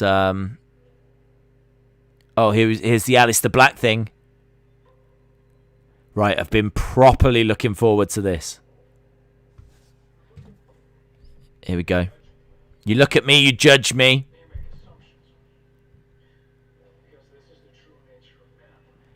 This is the true nature of man. I love them glasses. Tales of the Dark Father. Reality Chapter 2.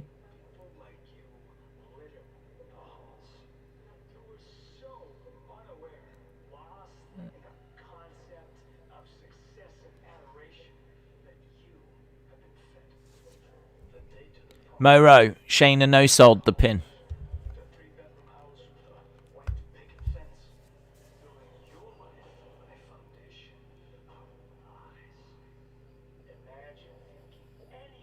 This is good. Imagine falling for that trap. There's... Whose father?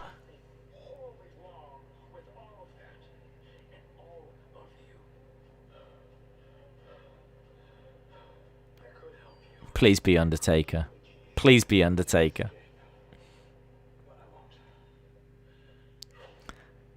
I could help you escape, but I won't. Oh, man, it's so good. It's really good. It's really, really good. Aleister Black saying basically how we're all trapped in this reality of wanting success and a 3-bedroom house, and Father helped him escape all of that. He could help us, but he won't. Slams the book shut, and it's good, man. I'm into it. I really like the animation and everything. I think it's really cool. Cheese Whiz says, I am the dragon. It was good, man. I really do like those promos. You get he mentions the father again, so like I think it's going to really start to become who is the father. I think that's really going to start to become a thing, because that's 2 weeks in a row now where we've heard about the father. The book says Tales of the Father, so it seems like every week there's going to be a different story to do with the father. I really think he's working with someone. Yeah, he's clearly a heel, and I think the animation is great, and it's something a bit different. It's good. Right, we've got Big E.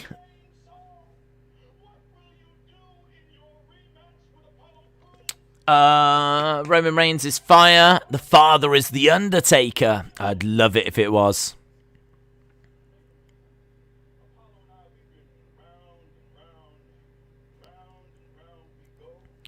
Right, so I think we're going to this Intercontinental match. Apollo and Big E. Big E says tonight he gets his baby back.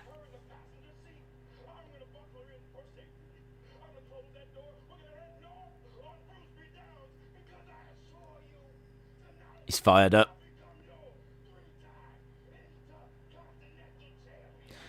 Big E says tonight he's going to become a 3-time Intercontinental Champion.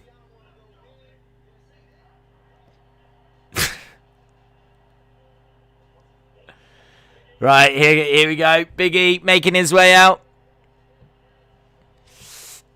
Did someone say baby back ribs? The father is Vincent Kennedy McMahon, says Robin813. When will Sasha return? I have no idea, buddy.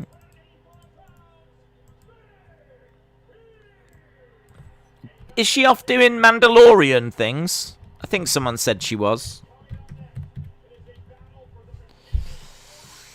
John Cena returning. He's too busy doing insurance commercials. Good lord, he's turned into R-Truth. Right, well, is this how we're going to get from hour 1 into hour 2? Is that... Where are we? 15 minutes? Yeah, maybe so.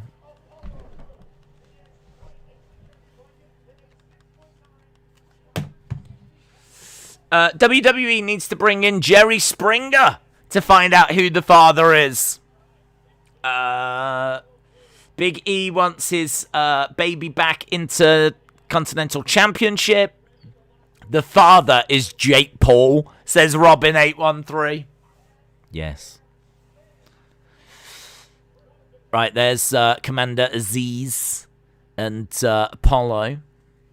Big E needs to get new ring attire. The New Day stuff has to go. I agree with that. Especially considering he's got new graphics and he's got new entrance music. I understand that he still probably wants some kind of connection to the New Day. But yeah, I do agree. That stuff has got to go. The father is probably going to end up being Bray. I don't think so. I think the Bray's like the same age as Aleister. This father figure seems to be someone that's older and wiser, and I don't think Bray works at all. So I mean, like Undertaker works, or I don't know, like that older generation. Don't know who it might be. Trying to think, like Papa Shango. I mean, that doesn't really work, does it? But it's that kind of a vibe.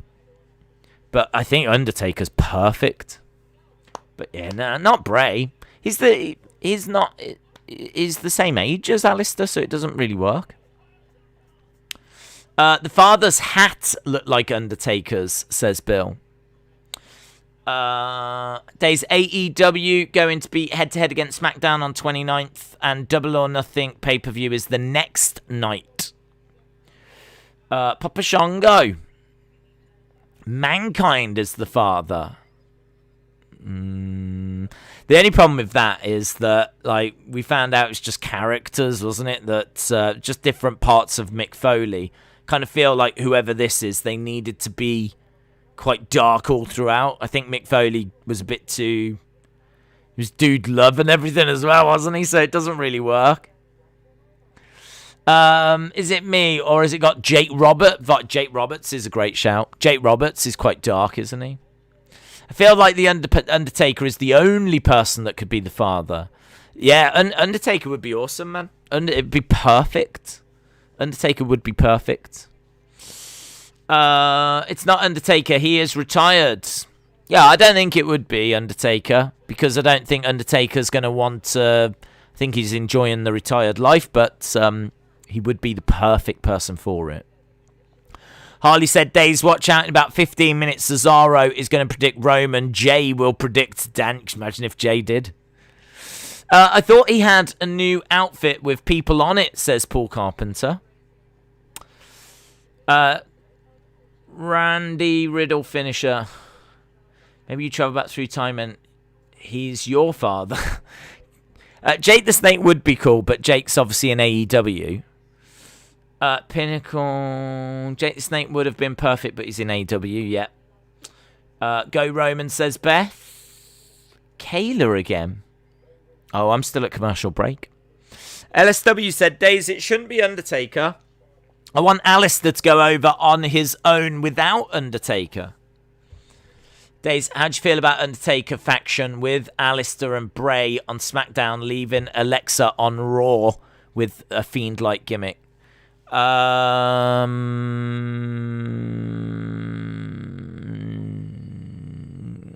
not grabbing me. It's not. I don't know what it is. I actually don't mind Undertaker being with Aleister.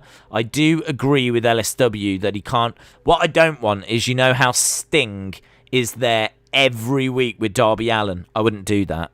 Like, I think you have. Let it be known that there's a connection. Let it be known that Sting and Darby Allin, or Undertaker and Aleister, have got a relationship. But you don't need to see it every single week. Like, do you know what I mean? We all know that Shane is Vince's son. We don't see, every time Shane comes out, we don't see Vince McMahon. Granted, a lot of the times we do, but not every time. So I kind of feel like you just let it be known that Undertaker was the father, and that's it. You don't need him out there every single week, like accompanying him to the ring and all of this. Just let it be known there's a connection, and that's all it needs to be. So I would have it be Undertaker, but I wouldn't have Undertaker coming onto the shows. You just let it know that Aleister is connected in some way to Undertaker, and all of a sudden then the intrigue in Aleister Black goes through the roof. There's a connection, and all of a sudden now that we know that Vince isn't messing with Undertaker and Undertaker's legacy and that character. So if they are going to do that, you know that this is something big. So you know that they're moving here with Aleister. If it turns out the father is the Undertaker, they've seriously invested in Aleister then. So I like that. But it doesn't mean you need to see Undertaker every week. But yeah, some kind of a faction with like Undertaker, Bray, Aleister, I wouldn't really go that way. I kind of think Bray's doing all right on his own. I think Aleister could do really well on his own. And I think like if you see Undertaker a lot, then it'll be like Sting. You just don't even really pay attention to it anymore. Right, we've got Apollo making his way down.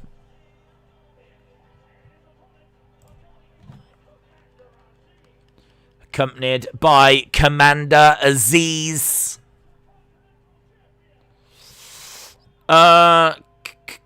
Daniel Bryan is going to Raw, and he'll face Lashley at Money in the Bank. So, Commander Aziz looking mean and moody, making his way down. Austin said, I think we need to get Maori on SmackDown to find out who Aleister's father is. Bray and Aleister should stay solo for now.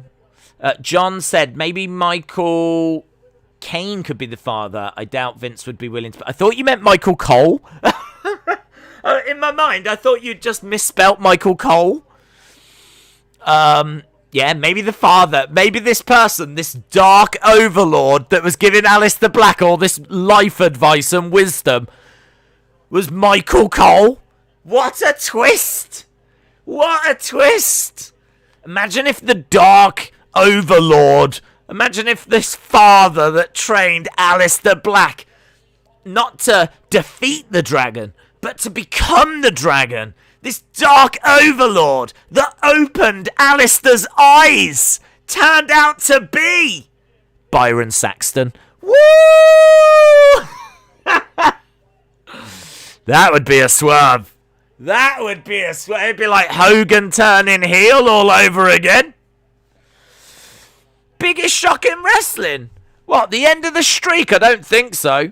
Do you remember when it turned out that Byron Saxton was a dark overlord? A satanic father. Disguised as a goofy commentator. That'd be awesome. I'd love that.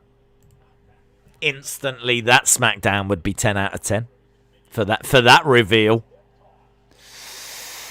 Big E is tossing Apollo all over the place. Against the ropes goes Apollo. And straight into a stretch. And he's grabbing a bit of the midsection. It's a bit kinky, isn't it? I used to call my dong the Dark Overlord. What do you mean used to? You definitely still do. James Chadwick said it's going to be Swoggle. Days, Xavier and Kofi just predicted Roman. What is going on? I don't know. Madness. Turns out all the faces hate Daniel, all the heels hate Roman. Days, could the father be Kevin Thorne, a.k.a. Mordecai? I don't think so. It would be a good shout. It'd be interesting, but I don't know. You'd have to say it unlikely. Days, read it. Dominic, done. Another tag match. How many in one day? Maybe CM Punk? I don't know if CM Punk's that much older than Aleister. I kind of feel like this father figure needs to be like a generation older.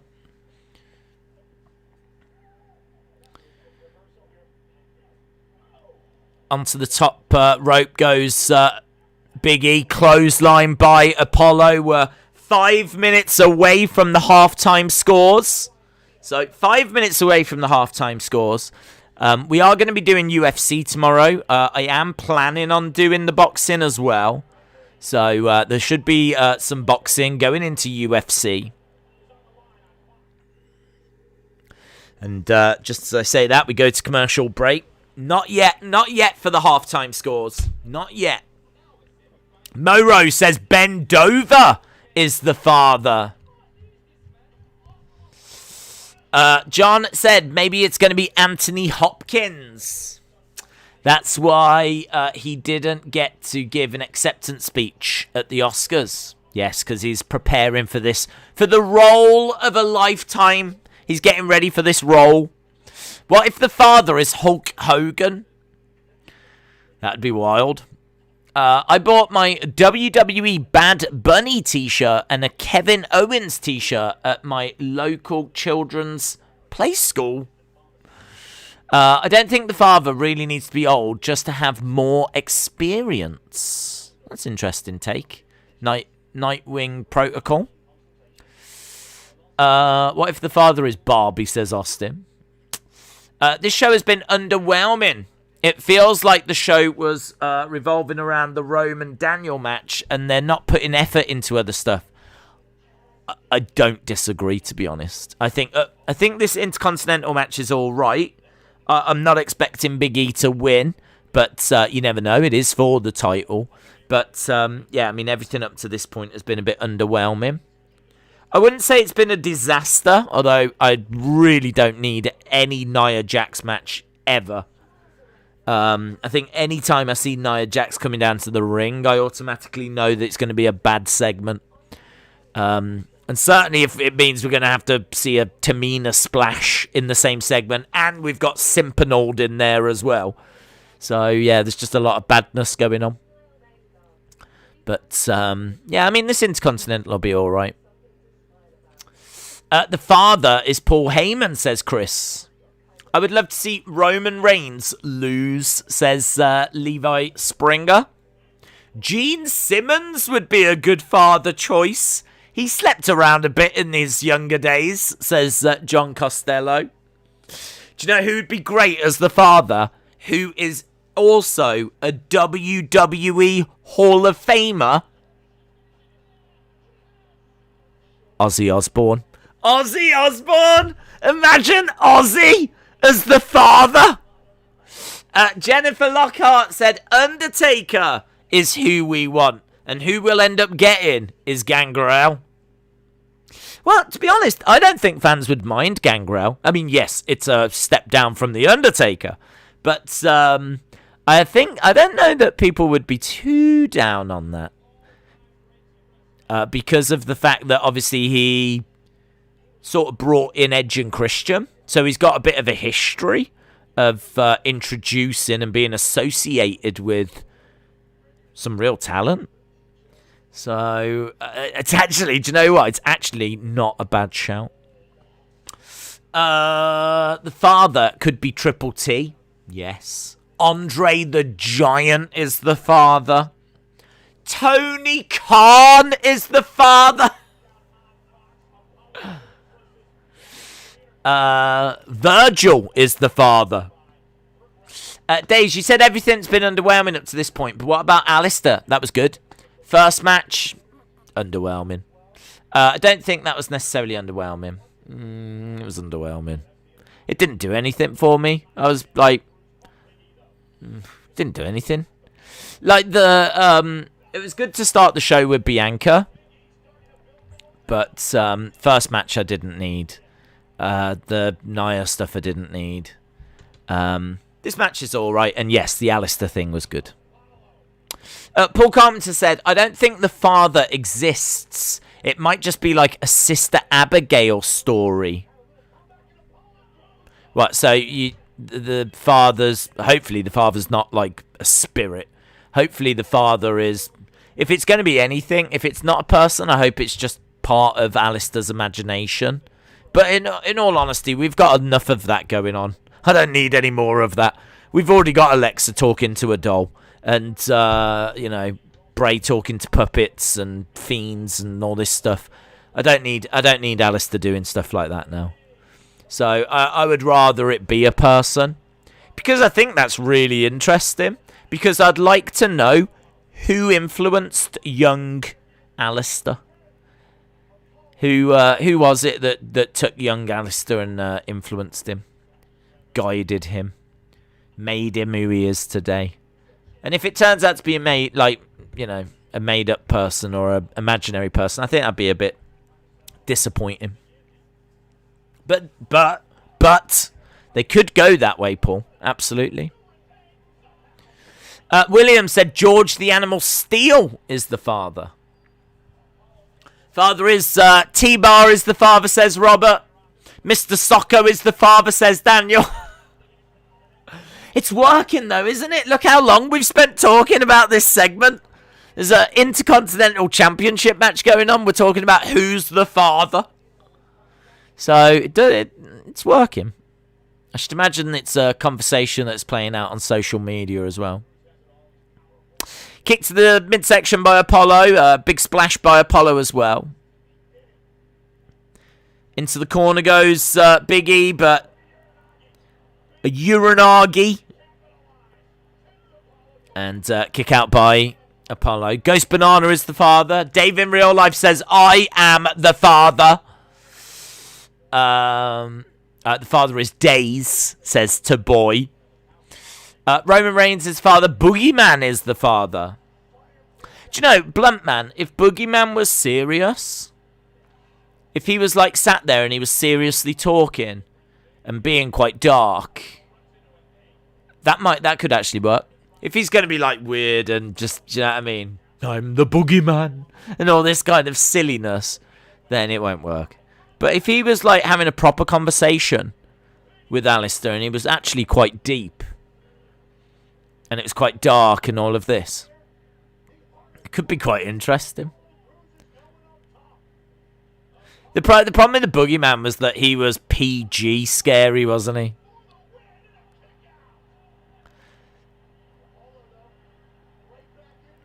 Right, Apollo trying to pick up Big E. Big E reverses.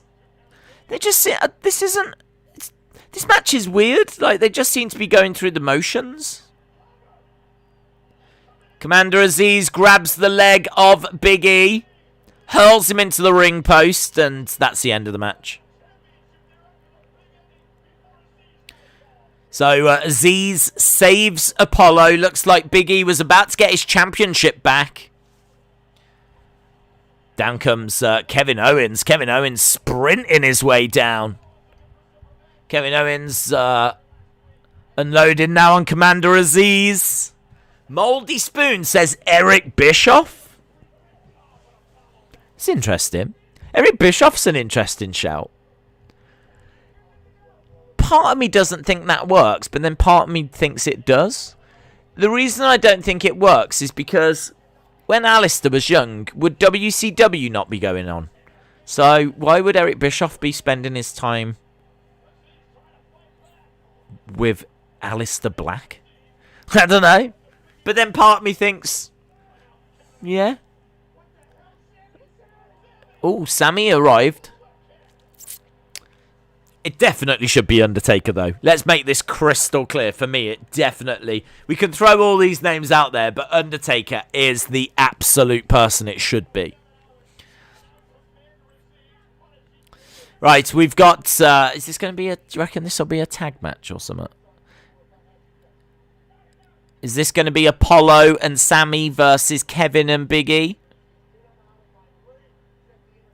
Oh, Sammy's got the IC Championship in his hands.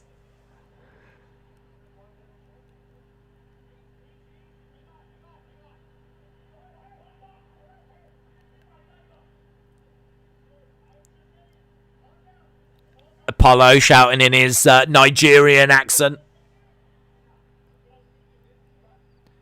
Sammy gives the title to Apollo.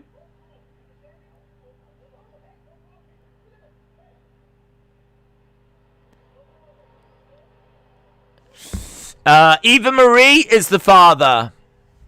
The Boogeyman is the reason I'm afraid of the dark today, says Tatiana Wrestling. Commander Aziz takes out Sami Zayn. If we are getting a tag match, I don't think it's this week.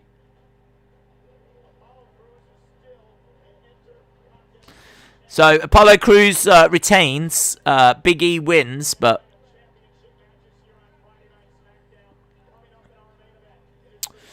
It'd be really cool if it was Jimmy Page. Maybe Roger Daltrey. Who? Right, we've got Roman Reigns, Daniel Bryan. Here's Miz.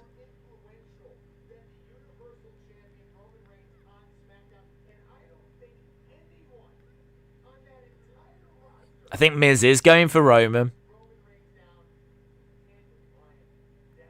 Yeah, I mean, that does make sense. It would be really weird if he went for Daniel. What with their history?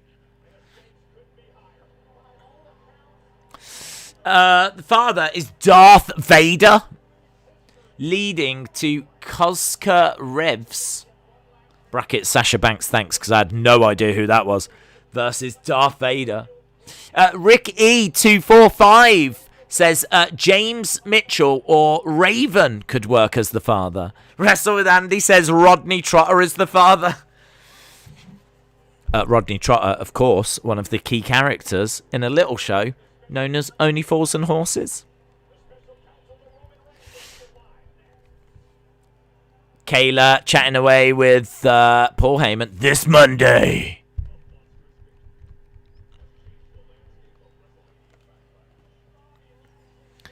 Right. So what we getting this Monday?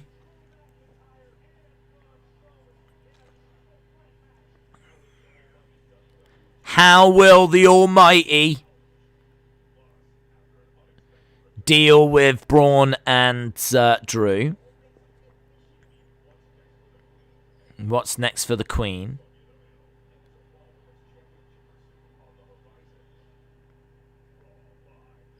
Seems rubbish. It seems rubbish. There's nothing there that makes me want to tune in. Nothing. Seems rubbish. How will Bobby deal with the build towards Backlash? Pfft, who cares? What next for Charlotte? Will she get another title opportunity? Pfft, who cares? Oh, come on, man. They've got to do much better than that. Do you know what I mean? At least with SmackDown, it's like next week we're getting Throwback SmackDown. You're like, ooh. And then on Raw, just a load of waffle. Just a load of waffle. Oh, who cares about Charlotte, says David Conley. Paul Bearer. Oh, BBB Yipsy. Paul Bearer is the father. That would be good. That would be good. That would be good. Because it ties him to Undertaker, but it's not Undertaker. He's not going to get overshadowed by Paul Bearer, who's sadly no longer with us. It's definitely the kind of thing Paul Bearer would do as well. He was a manager, and he was into the darker side. And yeah, Paul Bearer's not a bad shout. I think the only thing is it limits. You can't really go anywhere with it, can you? I mean, I suppose you could build towards face-to-face between Aleister and The Undertaker at, like, WrestleMania or something. Could you imagine Aleister's cutting some sort of promo and Undertaker's music hits and out he comes and he's face-to-face and they have a conversation about Paul Bearer? You could do some really fun stuff there, some interesting stuff with all of that. It's not a bad shout. I think I would still have it be The Undertaker, but it's not a bad shout, it being Paul Bearer. Just, as I said, it does just limit you a little bit with what you can do there. Austin said, just give me Bray Wyatt on Raw. I will be fine. I don't care if Raw is awful. If Bray is on, it will be worth it. Wrestle with Andy said, Mankind is the father. William said, I don't care about Charlotte Flair. Fire, fire, fire, fire, fire, fire. William, with Raw, it's like a box of candy. You never know what you're going to get. Did you change that to box of candy so you don't get sued by the people that made Forrest Gump? Is that what it is? Because I don't think they're watching. I think you could have said box of chocolates and you would have been fine. Box of candy just sounded a bit weird. Life is like a box of candy. Harley said, Days, decent match, bad ending, like what happened after the match, but I wanted Sammy to dance. Dance, Sammy, dance. How many times are they going to show us this flipping advert for Throwback SmackDown? Guys, this is the third time now within an hour and 10 minutes. Are you all aware? Yeah, are you all totally aware that next week it is Throwback SmackDown? You better be. We totally missed halftime scores as well because we were talking about the father.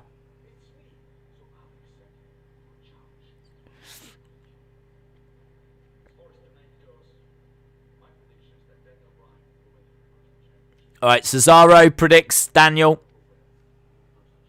And then he predicts that he will win it.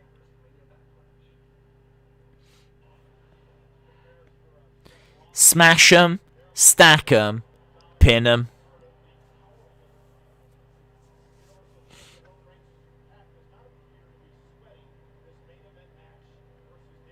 So, Roman in his locker room.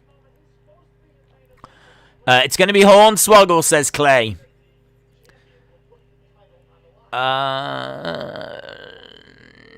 People have started to put in halftime scores. Hang on. Yeah, you might as well. Let's do halftime scores now. I know we're not at a commercial break, but we're watching a stupid replay from last week. So I'm not interested in this video package. Do halftime scores now. Daniel says 875. Wrestle with Andy said Rikishi is the father. He did it for The Rock. Days, I want to inform you that next week is Throwback SmackDown, says Jay. Thanks, Jay. Has that been confirmed anywhere? Because I can't say I've seen that news. Kristen says 6 out of 10. Tatiana says Kayla's tan is the father. Sunny says 6. Austin says 6. Lone Star Friend says 7.5. Nightwing Protocol says 7. Crimson Rain says 6. Kristen says 6. Scott Turner says 7. Brony said 6.25. I've changed my score. Nathan Fraser is going to be next week on NXT UK. Dave in Real Life says 6. Brony says 6.25. Clay says 6. Brendan says 7.75. David Conley says 6.5. Bonkers LFC says 3.65. Dave in Real Life says 6. Jaden says 5.75. Daniel says the father is the great Carly. Devante said 4. These are low. These are quite low. We got 6s and lower here. Although we have got a 7.35 from Shamar. Jimmy says 3.5. Jordan says 6. J14 says 6. Riddle says 9. 9? Brendan says 9.4. Couple of 9s here. Are you watching different shows? William says 3 matches, 9 out of 11. Scott says 7. Brony says 6.25. Matt says 6. I think we're getting a lot of 6s, to be honest. Few 7s. Few scores lower. Couple of 9s. I mean, honestly, if you think this is a 9, you must just love all the shows. Like, all of this. Maybe not Raw, but... maybe not Raw, but you know what I mean. 0 out of 0. No bananas. 6 out of 10. Shaquem says 6. Star Movies says 7.5. Joey says 8. Right. Here we go. Kayla, Paul. Let's see what they've got to say. Daniel Bryan.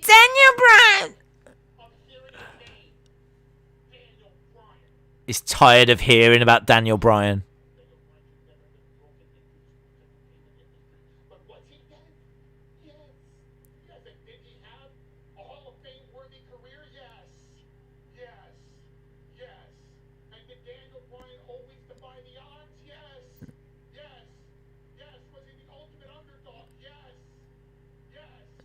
I love Paul Heyman.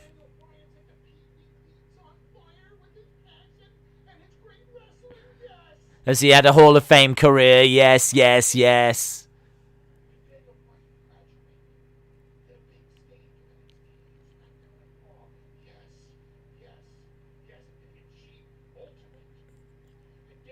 So Paul Heyman really putting over Daniel Bryan.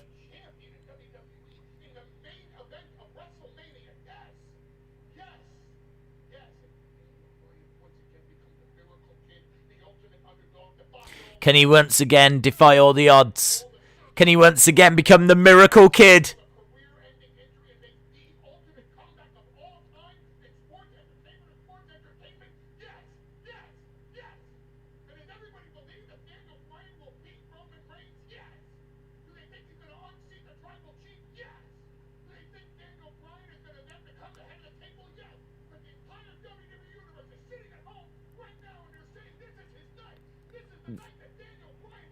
This is his night.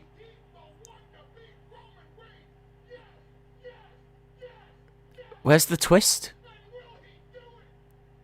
There it is. There it is.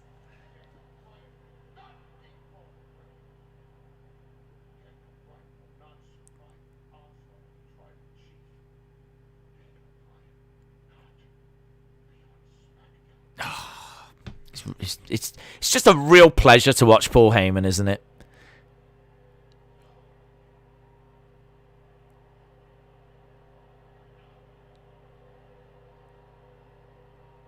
One of the absolute all-time best when it comes to doing promos. One of the absolute all-time best. Are we getting the main event now?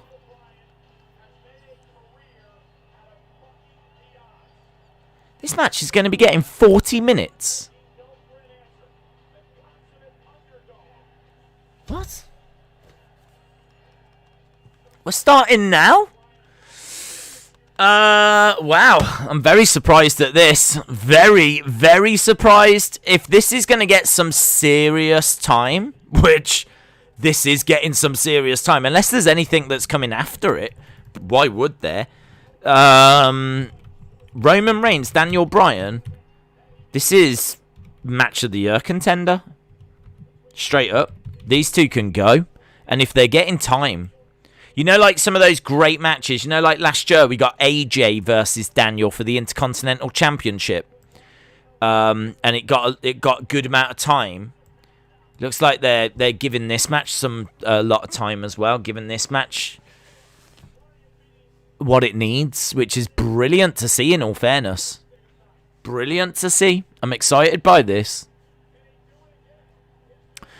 So they keep showing like Daniel at WrestleMania 30, and it's just such a shame there's not a crowd there, you know. Roman is going to take 5 minutes just for his... Oh, that's true. That's true. 5 minutes? What, is he running to the ring? Roman, man, he's 25 minutes.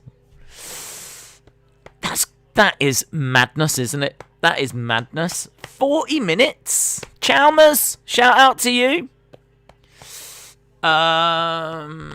Decent opener, decent match, women's tag match, awesome Aleister Black segment. Apollo versus E was decent. 6-7-5. Kayla and Paul together is gold. Always believe in your soul. Roman versus Daniel lacks edge and may lack the promised edginess. Clearly about to be a WrestleMania caliber match. I don't want to see a 40-minute match. Oh, it might be good, dude. It might be good. I mean, it is true. Don't forget, within this time, you're going to have to take away commercial breaks. You do still have Roman's entrance as well. He's not the quickest of guys. I reckon action-wise, you might be looking at about 25 minutes, which is only the same as like a Mania main event. But that's good. I'm pleased that this isn't just a match that's getting 10 minutes at the end of the show and it's just a nothing. Like they're really making this out to be significant, you know? They're making this out to be a big deal, and they're certainly giving it some time. When does it start? What, the match? Well, we're at commercial break right now, so we should be going over to it very, very soon. This will be the highlight of the event for sure, says D-Gamer. Long matches are better, says Mike Rosa. I agree. Longer matches are better. You can get more depth into them. You can get more storytelling out of them. Get more emotionally connected. It's harder to do that with short matches. Not impossible. There's been some great short matches, but yeah, you can get more out of a longer match. I'm looking forward to this.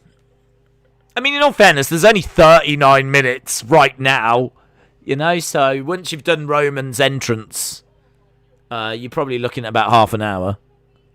And then, as we said, you know, you're going to have a few commercial breaks, so... No, it's good. I'm up for this. I love Daniel Bryan, but I want Roman to win, says David Conley. How is your dad? He's fine. Hope yours is well, William. I expect shenanigans. I hope not. WWE Fan 300 said the father is Eva Marie. I always knew she was a dark overlord. That's why she could never wrestle. She was too busy doing dark overlord stuff. Cesaro versus Seth next Friday.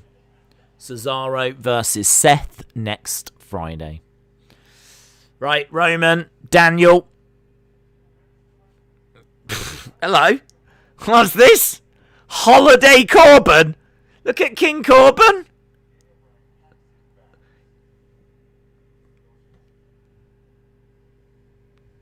King Corbin's got a green shirt on. He's got a hat on. What's all that? The King's on holiday? Wrestle with Andy said Dave Meltzer has reported that I can't even say it. Wobbly Walrus is the father. Well, we haven't seen him for a while. That would explain things. Wobbly Walrus, do you remember that? Madness. It's only around for 1 week, wasn't it? Wobbly Walrus.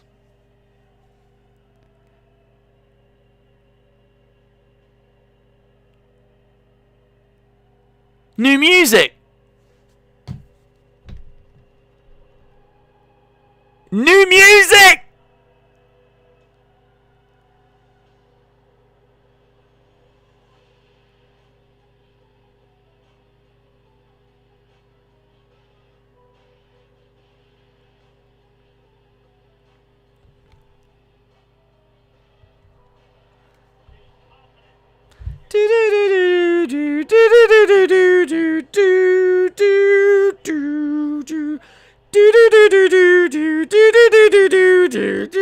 No! No!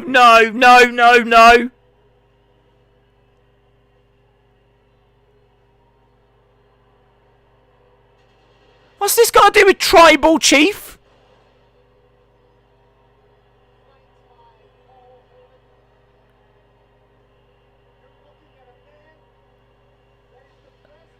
No, don't like it. Do. Just sounds like a really boring backing track. I like the voices. I'll give you that. I like the choir. They've brought the choir back in at this point, and it sounds good with the choir, but there's a bit where it doesn't have the choir for quite a bit.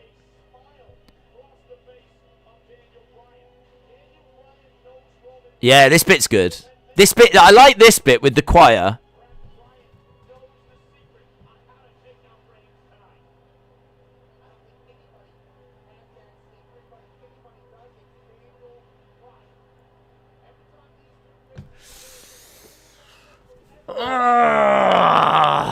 I'm at like a 5.5 for this song. I really like the start. I like the choir, and then it goes.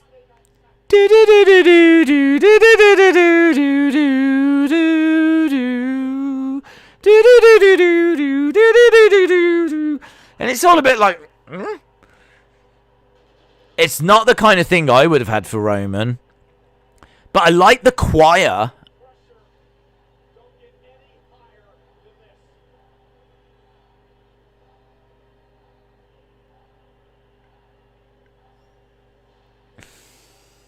Will it grow on me? What are people saying?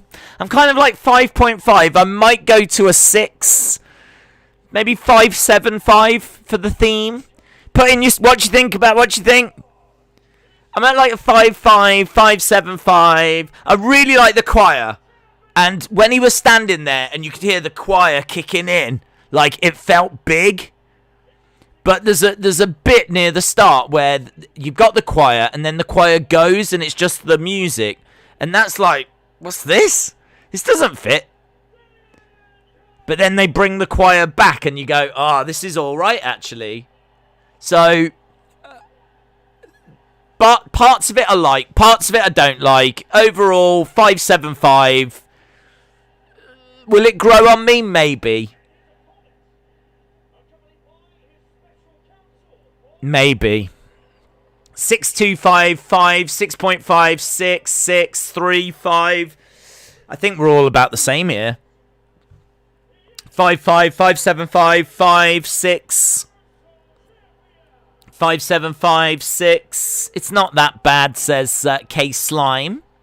6, 7.5 says Cam Vlogs. 5.75, 3.3. Crazy Ginger Jake Holden likes it, gives it a 9. Robin says 7. Sonny says 5-ish.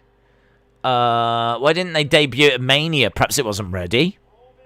5, 6, 6. David Conley with a 5. Samsu says 7. K-Slime, shout out to you. Sean with 7. Right, we're underway. Yeah, I think we're kind of all in agreement here. So, well, not all of us, but, you know, a vast majority of us I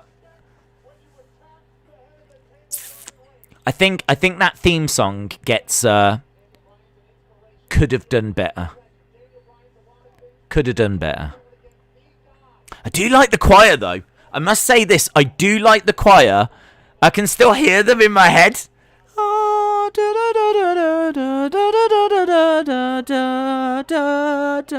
It is in my head.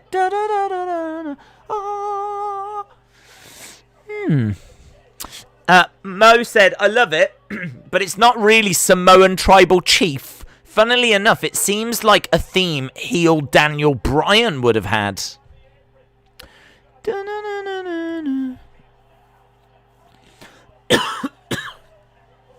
Okay, well, let's put that to one side. No, because we're going to commercial break now. So we don't need to put it to one side just yet.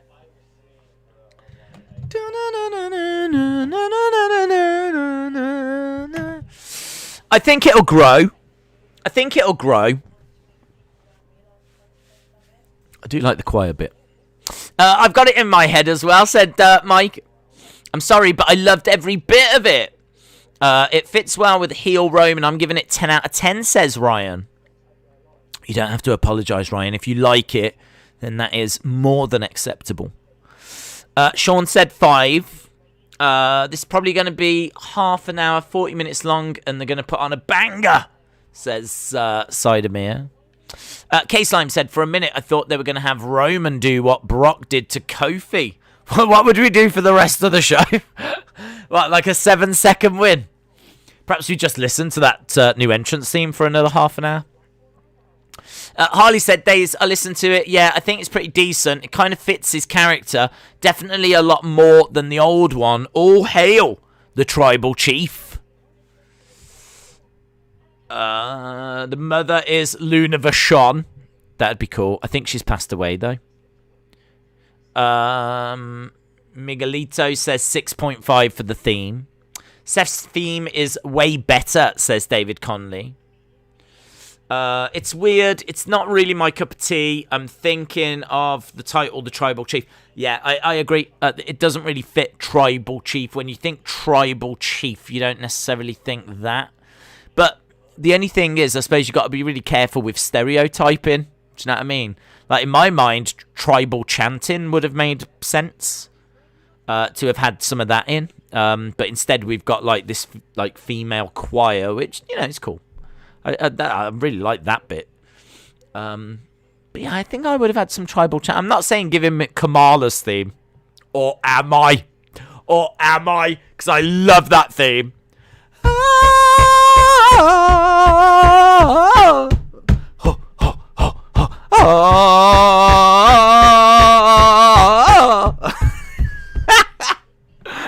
That's it. Give him Kamala's theme.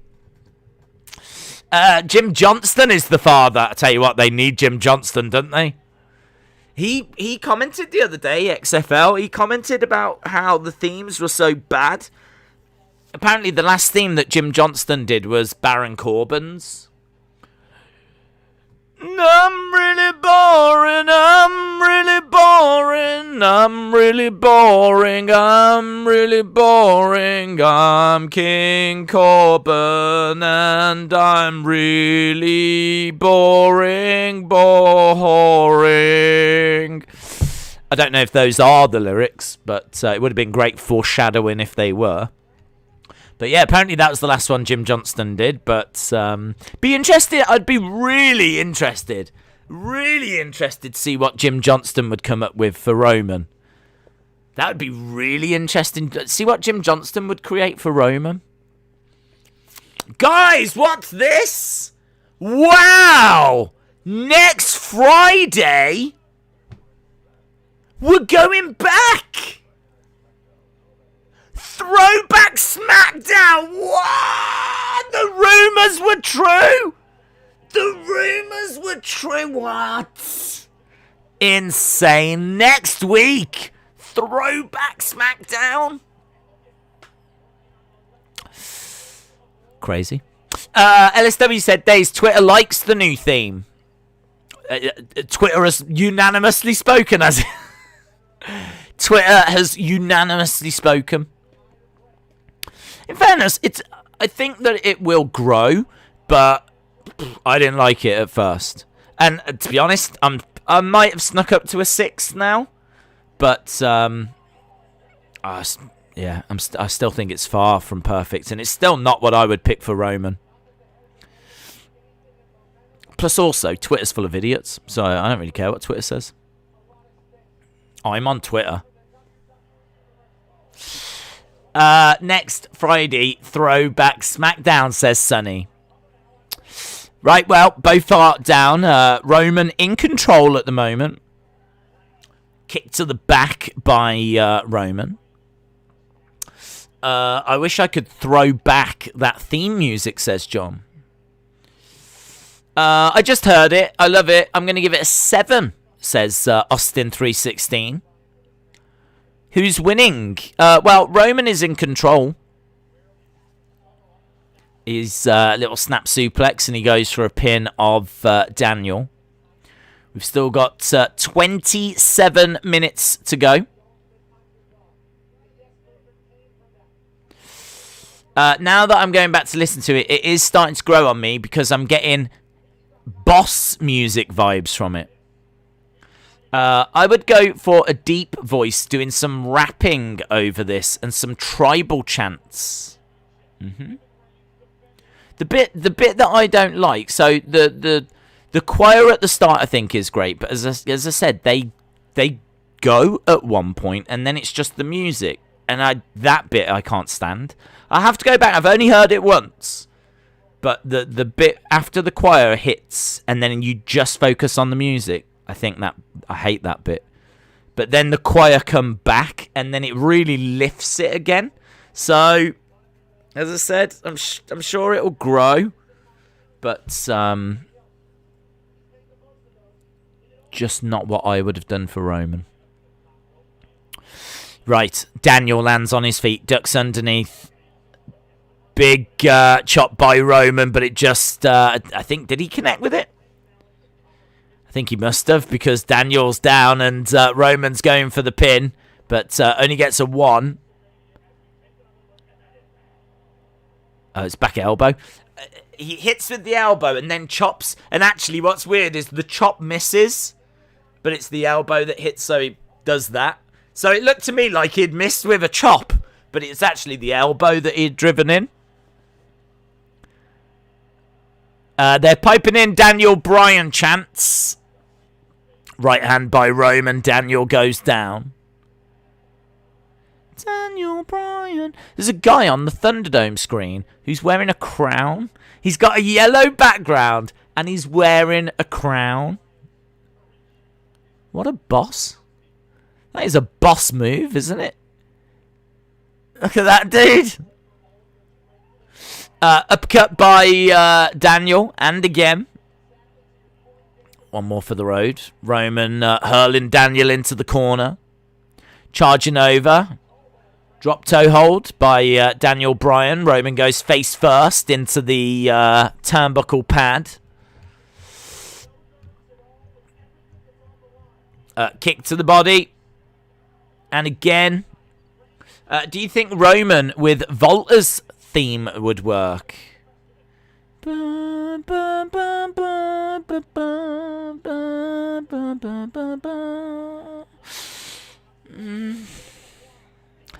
don't know. I like the choir.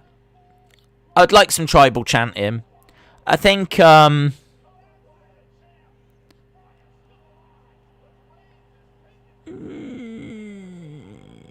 don't know. Would it work? Maybe, but it works too well for Volta, so I wouldn't take it from Volta anyway. Maybe the guy wearing the crown traded his hat to Corbin?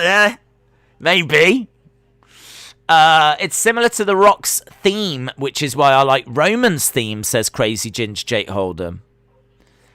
Maybe the guy wearing the crown... Oh, I read that one. Roman said in interviews it was going to be a rap theme, said Nelson. Roman needs to use one of the Moana OST as his theme to take the P out of The Rock, says Rotem. Dave's song, The Gift of Fury from Conan the Barbarian soundtrack would have been good. I don't know it. One and only said, I say think that a surprise return will be coming, causing the match to be a DQ. That way Roman retains and Daniel doesn't go anywhere. Okay? Yeah, I honestly had a little short circuit right at the start of the stream. I properly couldn't get my thoughts collected because I wasn't thinking about that being a possibility where Daniel wins by DQ or Daniel wins by count out. So we were talking about it, and I was trying to I couldn't believe I hadn't thought about it. So I had a little short circuit right at the start of the stream. So we have touched on that. Maybe not the idea of there being a surprise interference, but Edge has been mentioned a lot. We'll see, won't we? We'll see. 22 minutes to go. We'll find out. Alex says, I really hate the new theme. Roman with Paint It Black by the Rolling Stones. Maria said, Days, are you going to see UFC tomorrow? Yes. Are you going to do for Mother's Day? What are you doing for Mama's Days? It's not Mother's Day in the UK. Mother's Day is March in the UK. So, is it Mother's Day, is it, in America? Hope everyone has a good Mother's Day. But, yeah, we celebrate it at a different time over here. So, yeah, it's not Mother's Day, unfortunately. Vape Ross Vape said they should have used Tiki Room's theme. Uniwork said, I think we might get the return of a certain angry Canadian rated R superstar. Christian. Right, we're coming back from the commercial break. Sean says, I love his old theme. James Chadwick said, I hope there's no broken legs on UFC this time. Oh, that's moody, wasn't it? That was moody. J14 said it's Mother's Day next Sunday in America. Very cool. Right, we're back to the action. 20 minutes to go. Roman and Daniel on the outside of the ring. And into the barricade goes Daniel. And into the ring. Roman going for the cover. It's been all Roman at the moment. So at what point is Daniel coming back into this match? At what point is Daniel going to start getting back into this? I mean, we've still got time for that. Just found one on YouTube Sound Critter. Hacker War Chant. That is perfect. Pull it up and give it a listen. I'll do it after. Knee strikes by Roman. Bit of Muay Thai from Roman as Daniel slumps down into the corner. So Daniel absolutely shattered here. You can see that Roman has just really taken it out of him. The booking for this feels like the booking for a Brock match. Roman quite slow. Quite methodical, just destroying his opponent, being very dominant. Roman up top. Daniel slips underneath.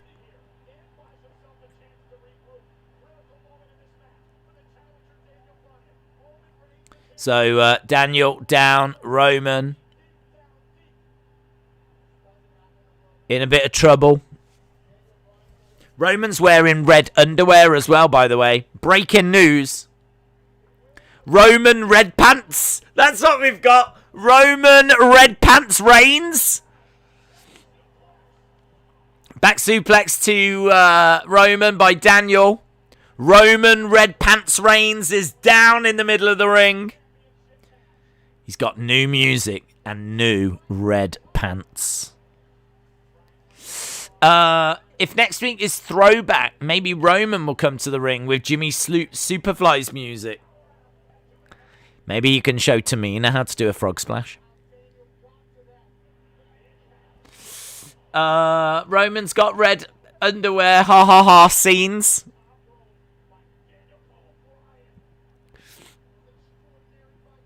I hope they sell Roman red pants on WWE Shop. We could all wear red Roman pants. Kicks coming in by Daniel. So Daniel getting into control now. Into a controlling position. But Roman picks him up. Samoan drop. Samoan drop by Roman. And kick out by Daniel. Roman backing over to the corner.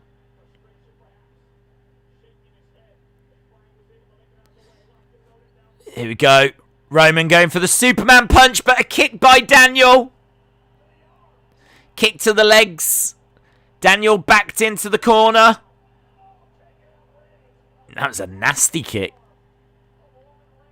So Daniel really working his kicks. He's got the arm of Roman. Over the shoulder and again. Christian went to AEW. He did. Over the top goes Roman. Breaking news, this story just cracked. Roman wears red underwear, says Eric Defcon primed Origi. Belly to belly by Roman. Yeah. And these red pants are getting quite a bit of TV time as well. Here we go. Daniel over by the barricade. Roman looking for a spear. Oh! Daniel moves out the way. And do you know what? Honestly, look at the crowd in the background. It sucks. Roman goes into the barricade and all she can see is screens of people going. I think there was one guy that went. Just as Roman went through. Because of the... I'm guessing there's a slight delay. But it's not like he goes through and the crowd are like, ah, what? OMG! Like, you don't get any of that. Instead, you've got some guy going. And some woman like... Oh, this Thunderdome.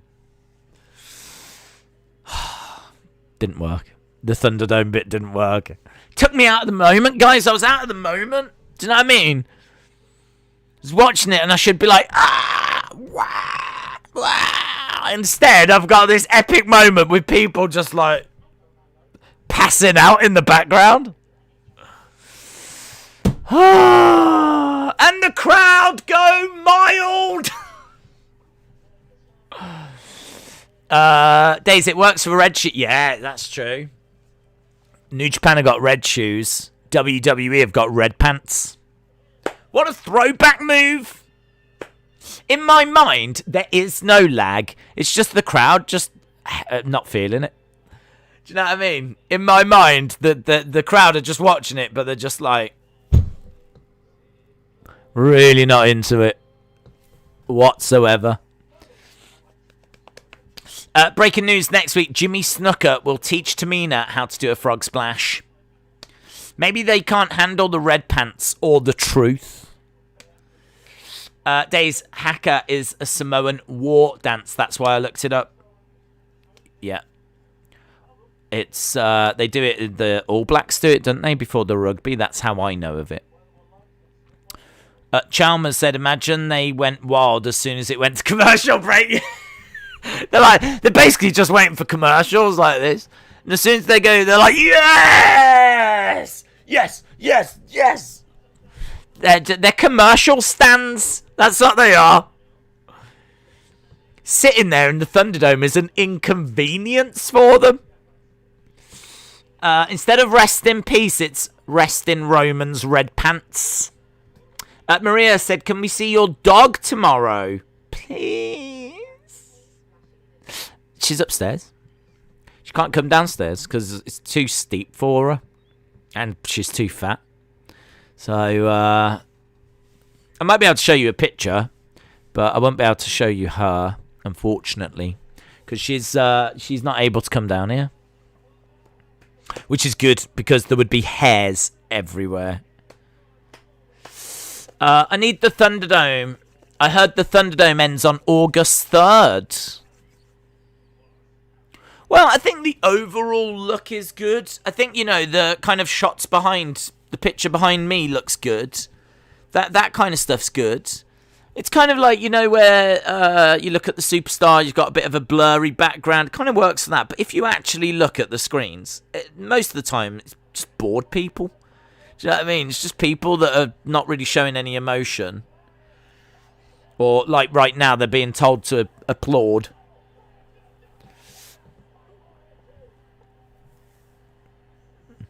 Right, splash by Daniel. Just gets 2 count. We've got 12 minutes. In fairness, this is going quite quick.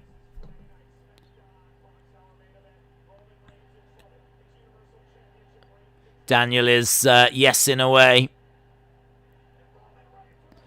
Superman punch by Roman. 1, 2. Shoulder up by Daniel.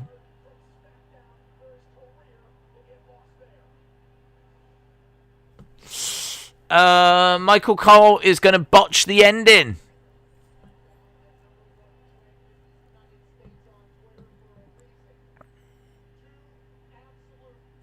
Right, Roman backing up over to the corner.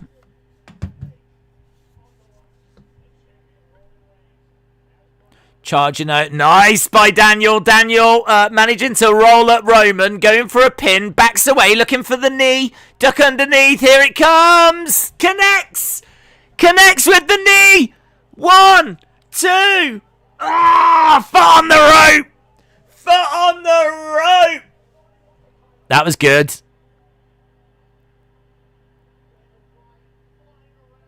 Foot on the rope. That was a good moment. What the heck? Foot on the rope. Yeah, running knee connects, and that is, you know, how he's put so many people away. Oh, look at the timing. The timing on that, him getting his foot on the rope was really good. Really good. Daniel dragging Roman over to the middle of the ring, and Daniel stomping away at Roman's head. At the head of the table. Looking for the crossface, looking for the yes lock.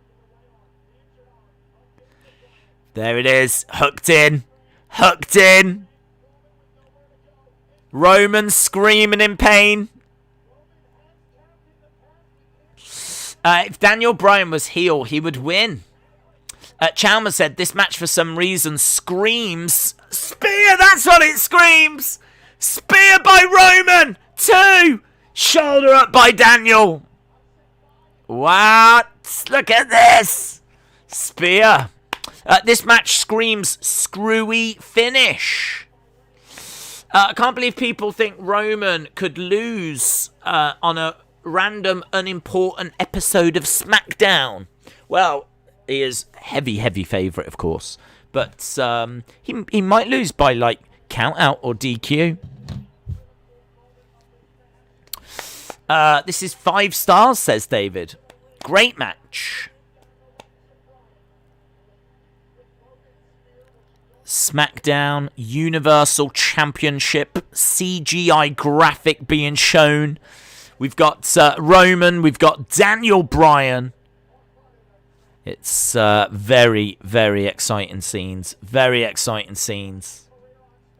Very good match as well. Enjoyable stuff.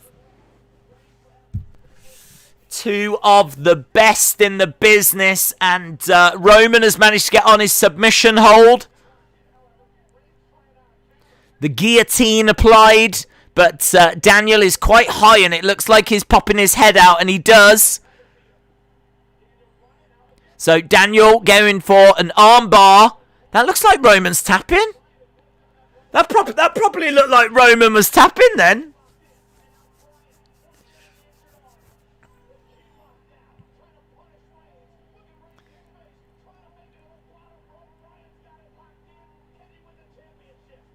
There we go. Crossface applied, and Roman is a bit of a distance away here. How long we got? 8 minutes. 8 minutes to go.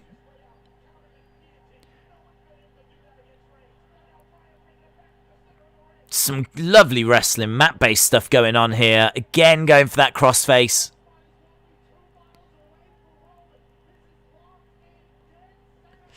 If Jey Uso comes out, I'm going to be so peeved.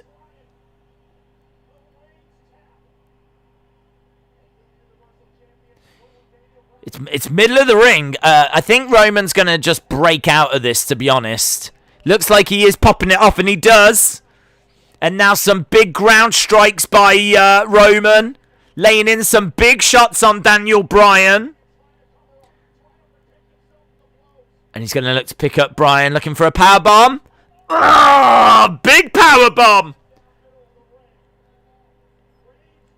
Big powerbomb by Roman. Forearm strikes.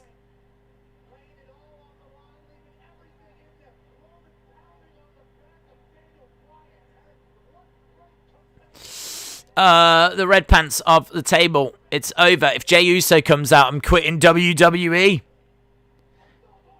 Another powerbomb by Roman.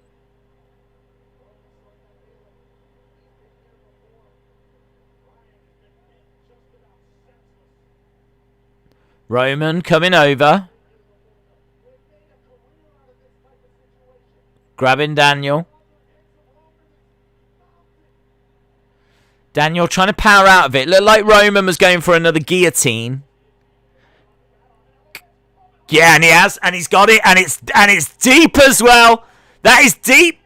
That is deep. Oh, that is deep. Daniel's in real trouble here. Daniel's in real trouble. The guillotine is on, and it's quite deep. He's already escaped it once. I don't think he'll do it twice. Daniel fading. Daniel fading. Daniel out. Daniel out. Daniel Bryan is choked out. Daniel Bryan is beaten clean by Roman Reigns. Daniel Bryan is gone from SmackDown.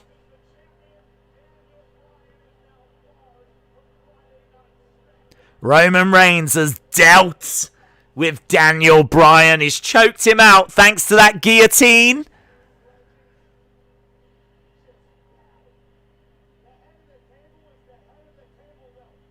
Nah, I'm sorry. I can hear that music again now, and it's not doing it for me.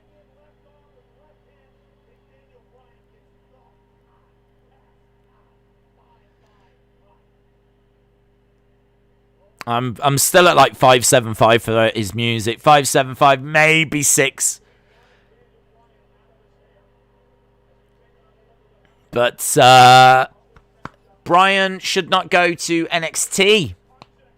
Daniel's got to quit now. Well, he's just got to leave SmackDown, so he could go to NXT or he could go to Raw. But, I mean, Daniel not being on SmackDown is kind of a big deal, isn't it? This is a brand very much known for Daniel Bryan. He was a GM, wasn't he, on SmackDown? So, yeah, it's weird not having Bryan on SmackDown. It's going to be very strange. Bryan will go to NXT, says Jeremy. Daniel to Raw, says Novfreeze. Great match, said Brony. Okay, hang on. Roman's got a couple of chairs. We're not quite done yet.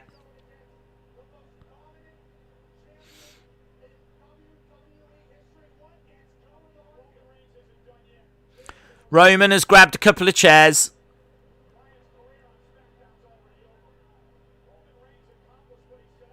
Cesaro's coming out. Cesaro jumps into the ring. Uppercut to Roman. Cesaro with an uppercut to Roman. Yeah, this is what it's about. Cesaro doesn't need to talk. Let's not have Cesaro talk. Let's just have Cesaro fight. Let's just have Cesaro. Let's not worry about the promos. Let's just have him look like a killer. That is a much better fitted suit as well. He looks so much better in that suit. Do you remember I was saying that his suit didn't look like it fit very well last week? He's gone and got a new suit. This suit looks great. Jey Uso's come out. Super kick to Cesaro. So Jey Uso dealing with Cesaro. Wow, look at that. He's managed to tie him up in the ropes. Some proper... And they're making Cesaro. Watch! Ah! Chair shot to Daniel. A concerto. Some great heel work here, look.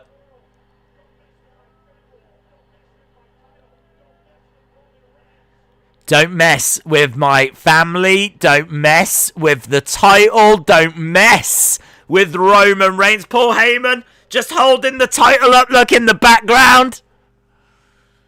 I like how the show cuts off whilst we're kind of in the middle of something. Do you know what I mean? Like Cesaro's tied up in the ropes. You got Daniel out cold in the ring, and that's it. We're out of time. We've got to go. I kind of like that. I like the fact that we're not leaving as the action has finished. We're leaving like, what? I want to watch more. Like, what's happening now? What's happening to Cesaro? I like it. I like the way that's ended. Great match. Clean finish, which I really like. Nice bit at the end with Cesaro coming down in a suit, looking good.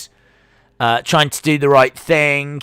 Clearly next in line. Daniel goes to Raw or NXT now. It's all good stuff, man. Get in your thoughts, get in your scores. What did you think of that show? Let's see what people are saying. Edge, no edge. Roman is so good as a heel, says Bray Wyatt. Maybe WWE adds someone singing rap in future like they did to Keith Lee. What a match. So good. Finish to the show, says Jitim. Isman said that was great. We got 7, 9.8, 8. 8. Camvlog says 8. Noah is Wrestling says 7. D-Gamer says 6.5. 7, 6.6, 7, 6. We've got a few 7s now. We had a lot of 6s and lower before, but there's a few 7s that have snuck in now. 7.5, 7, 7, 1 out of 10. 7.5, 7.25, 7, 7, 7.5, 7.5. David says 8. Sonny says 6.8. Sean says 7, 5.7, 7.25. Lots of 7s. Lots of 7s. Got an 8 coming in as well. 9.5. Heel Santa with 8. 10, 5, 7.5, 7, 6.5. John Costello says 7. 7.7 tied up Cesaro's out of 10. Good show. Says freshly squeezed. Experience. 7.5. The last match was great. I agree. I like Roman's new theme, says LB. 7.5, 7.75. 0 out of 10. There was no Riot Squad, says Bryan. 7.5 says Impertator. I couldn't read it. It was that fast. 7 says Austin. 7 says Chris. 675 says J14. Who won? Roman. Choked out Daniel with the guillotine. 10 out of 10. Roman won. It was good. I love the fact it was clean. 7.75. Days, I was at 6.75, but the match was amazing. The ending was awesome. I think I'm going 7.5. That means that the whole 40 minutes, that was a whole 40 minutes of perfection. Perfection. I don't get his song, says William. Well, you're not alone. It seems, from what LSW was saying, seems like Twitter are enjoying it, but I'm at about a 6 with it. When it kicked in at the end, I was like, no, it doesn't work. But then the choir hit in again, and I was like, oh, actually, this is great. So I've honestly, the contrast between those two moments, the bit that's just the music, I think sucks, but the bit where the choir kicks in, I think is great. So I'm really split on it. Right, let's go to the score. So I think I'm gonna go 7. I think a lot of this show was just very meh. I think the final match was really good though, and that did take up quite a bit of the show. Maybe I could go 7.25, maybe 7.25. I don't know. I think maybe I'm being super generous here because halftime score I was probably like 5.5. So am I really jumping up 1.75? But then saying that, it was a big majority of the show, that final match. I think like Daniel started walking out at like 18 minutes past the hour. So it had like 40 odd minutes. Clean. Can't argue with that. Cesaro looking sharp. Can't argue with that. Paul Heyman promo. Can't argue with that. Aleister Black promo. Can't argue with that. Open with Belair was good. First match was whatever. Low point was Nia, Tamina. I don't need any of that in my life. But yeah, I mean, do you know what? It's definitely things that you would want to change and tweak and whatever. But that last hour was good, man. or the last 40 minutes in particular. Always Big O said, it's like the music that would be playing on a fighting game. You enter, then layer of the final boss. It's fitting for Roman. 7.5 says Always Big O. Shout out to you. 9.5. Abid says 8. Shakeem23 says 7.25. I like Ronda Rousey, says Cho. Joey says 100 out of 10. Who is the Intercontinental Champ, asks Steven. It is Big Apollo. It's Big Apollo. No, it's Apollo. Days, don't forget the Retro Smackdown. Oh, wow. Yeah, you're absolutely right.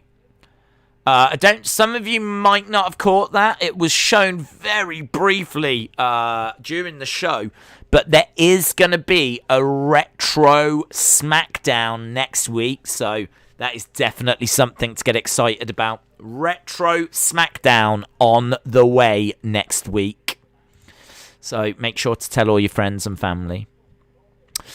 Who won the last match? Roman. Big Apollo. Big Apollo won, yes. I'm stuck with a Wi-Fi outage. My score would have been higher if Roman lost. Victoria says, please don't forget the Red Shoes Smackdown. Do you mean Red Pants? Red Pants. Red Roman Red Pants Reigns. It was on the show 1.5 times. Roman Reigns just made me like Apollo. How can that be bad? Bring it back, baby. You know that looks so fake. And Romans could never beat Brock. Roman could never beat Brock, but Daniel did. All of a sudden, Reigns beats Daniel. That looks fake. When are we live again? We're back tomorrow. Days think if Bryan goes to Raw, he'll get a WWE Championship picture with Drew, Bobby. Edge can then go for the Universal one-on-one like we wanted. Yeah, it makes sense. Magic, that makes sense. I also don't mind him going to NXT. I think there's loads of great matches for Daniel Bryan down in NXT. I would have stopped watching if Roman had lost, says Jake Hold'em. I liked the Black promo the best. Heyman is just classic Heyman. Bryan and Reigns put on one of those best TV matches of the year. Yep. It's just a shame that like the rest of the show felt so underwhelming.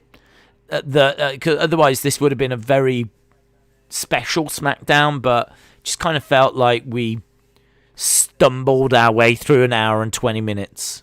And then got a really good 40 minutes at the end. But there were still moments in that hour and 20 that meant it wasn't a complete disaster. You know, it's even if like the show had just continued that way, it still would have been way better than Raw. So, Bliss is the father. Right, well, anyway, friends, we are done, and I do need to bid you farewell because I've got loads of research to do for UFC. We are back tomorrow for the boxing, for UFC. Big stream. I still need to look into what time it's starting and do thumbnails and all of that kind of stuff. So, really appreciate the support as always. I hope you enjoyed SmackDown. I think it was a good show. As we said, certainly the end, lots of talking points, and really as wrestling fans, that's really what I look for. You know, I feel like this was significant because obviously we got 2 title matches, we got to hear Roman's new music, we got a bit more to the Aleister Black story as well. So I feel like this was worth watching, and really that's what I look for in a wrestling show, is just I don't want to waste my time. I don't want to watch it and then afterwards think to myself, I didn't need to watch that. But I don't feel that way with this SmackDown. So, SmackDown delivering once again.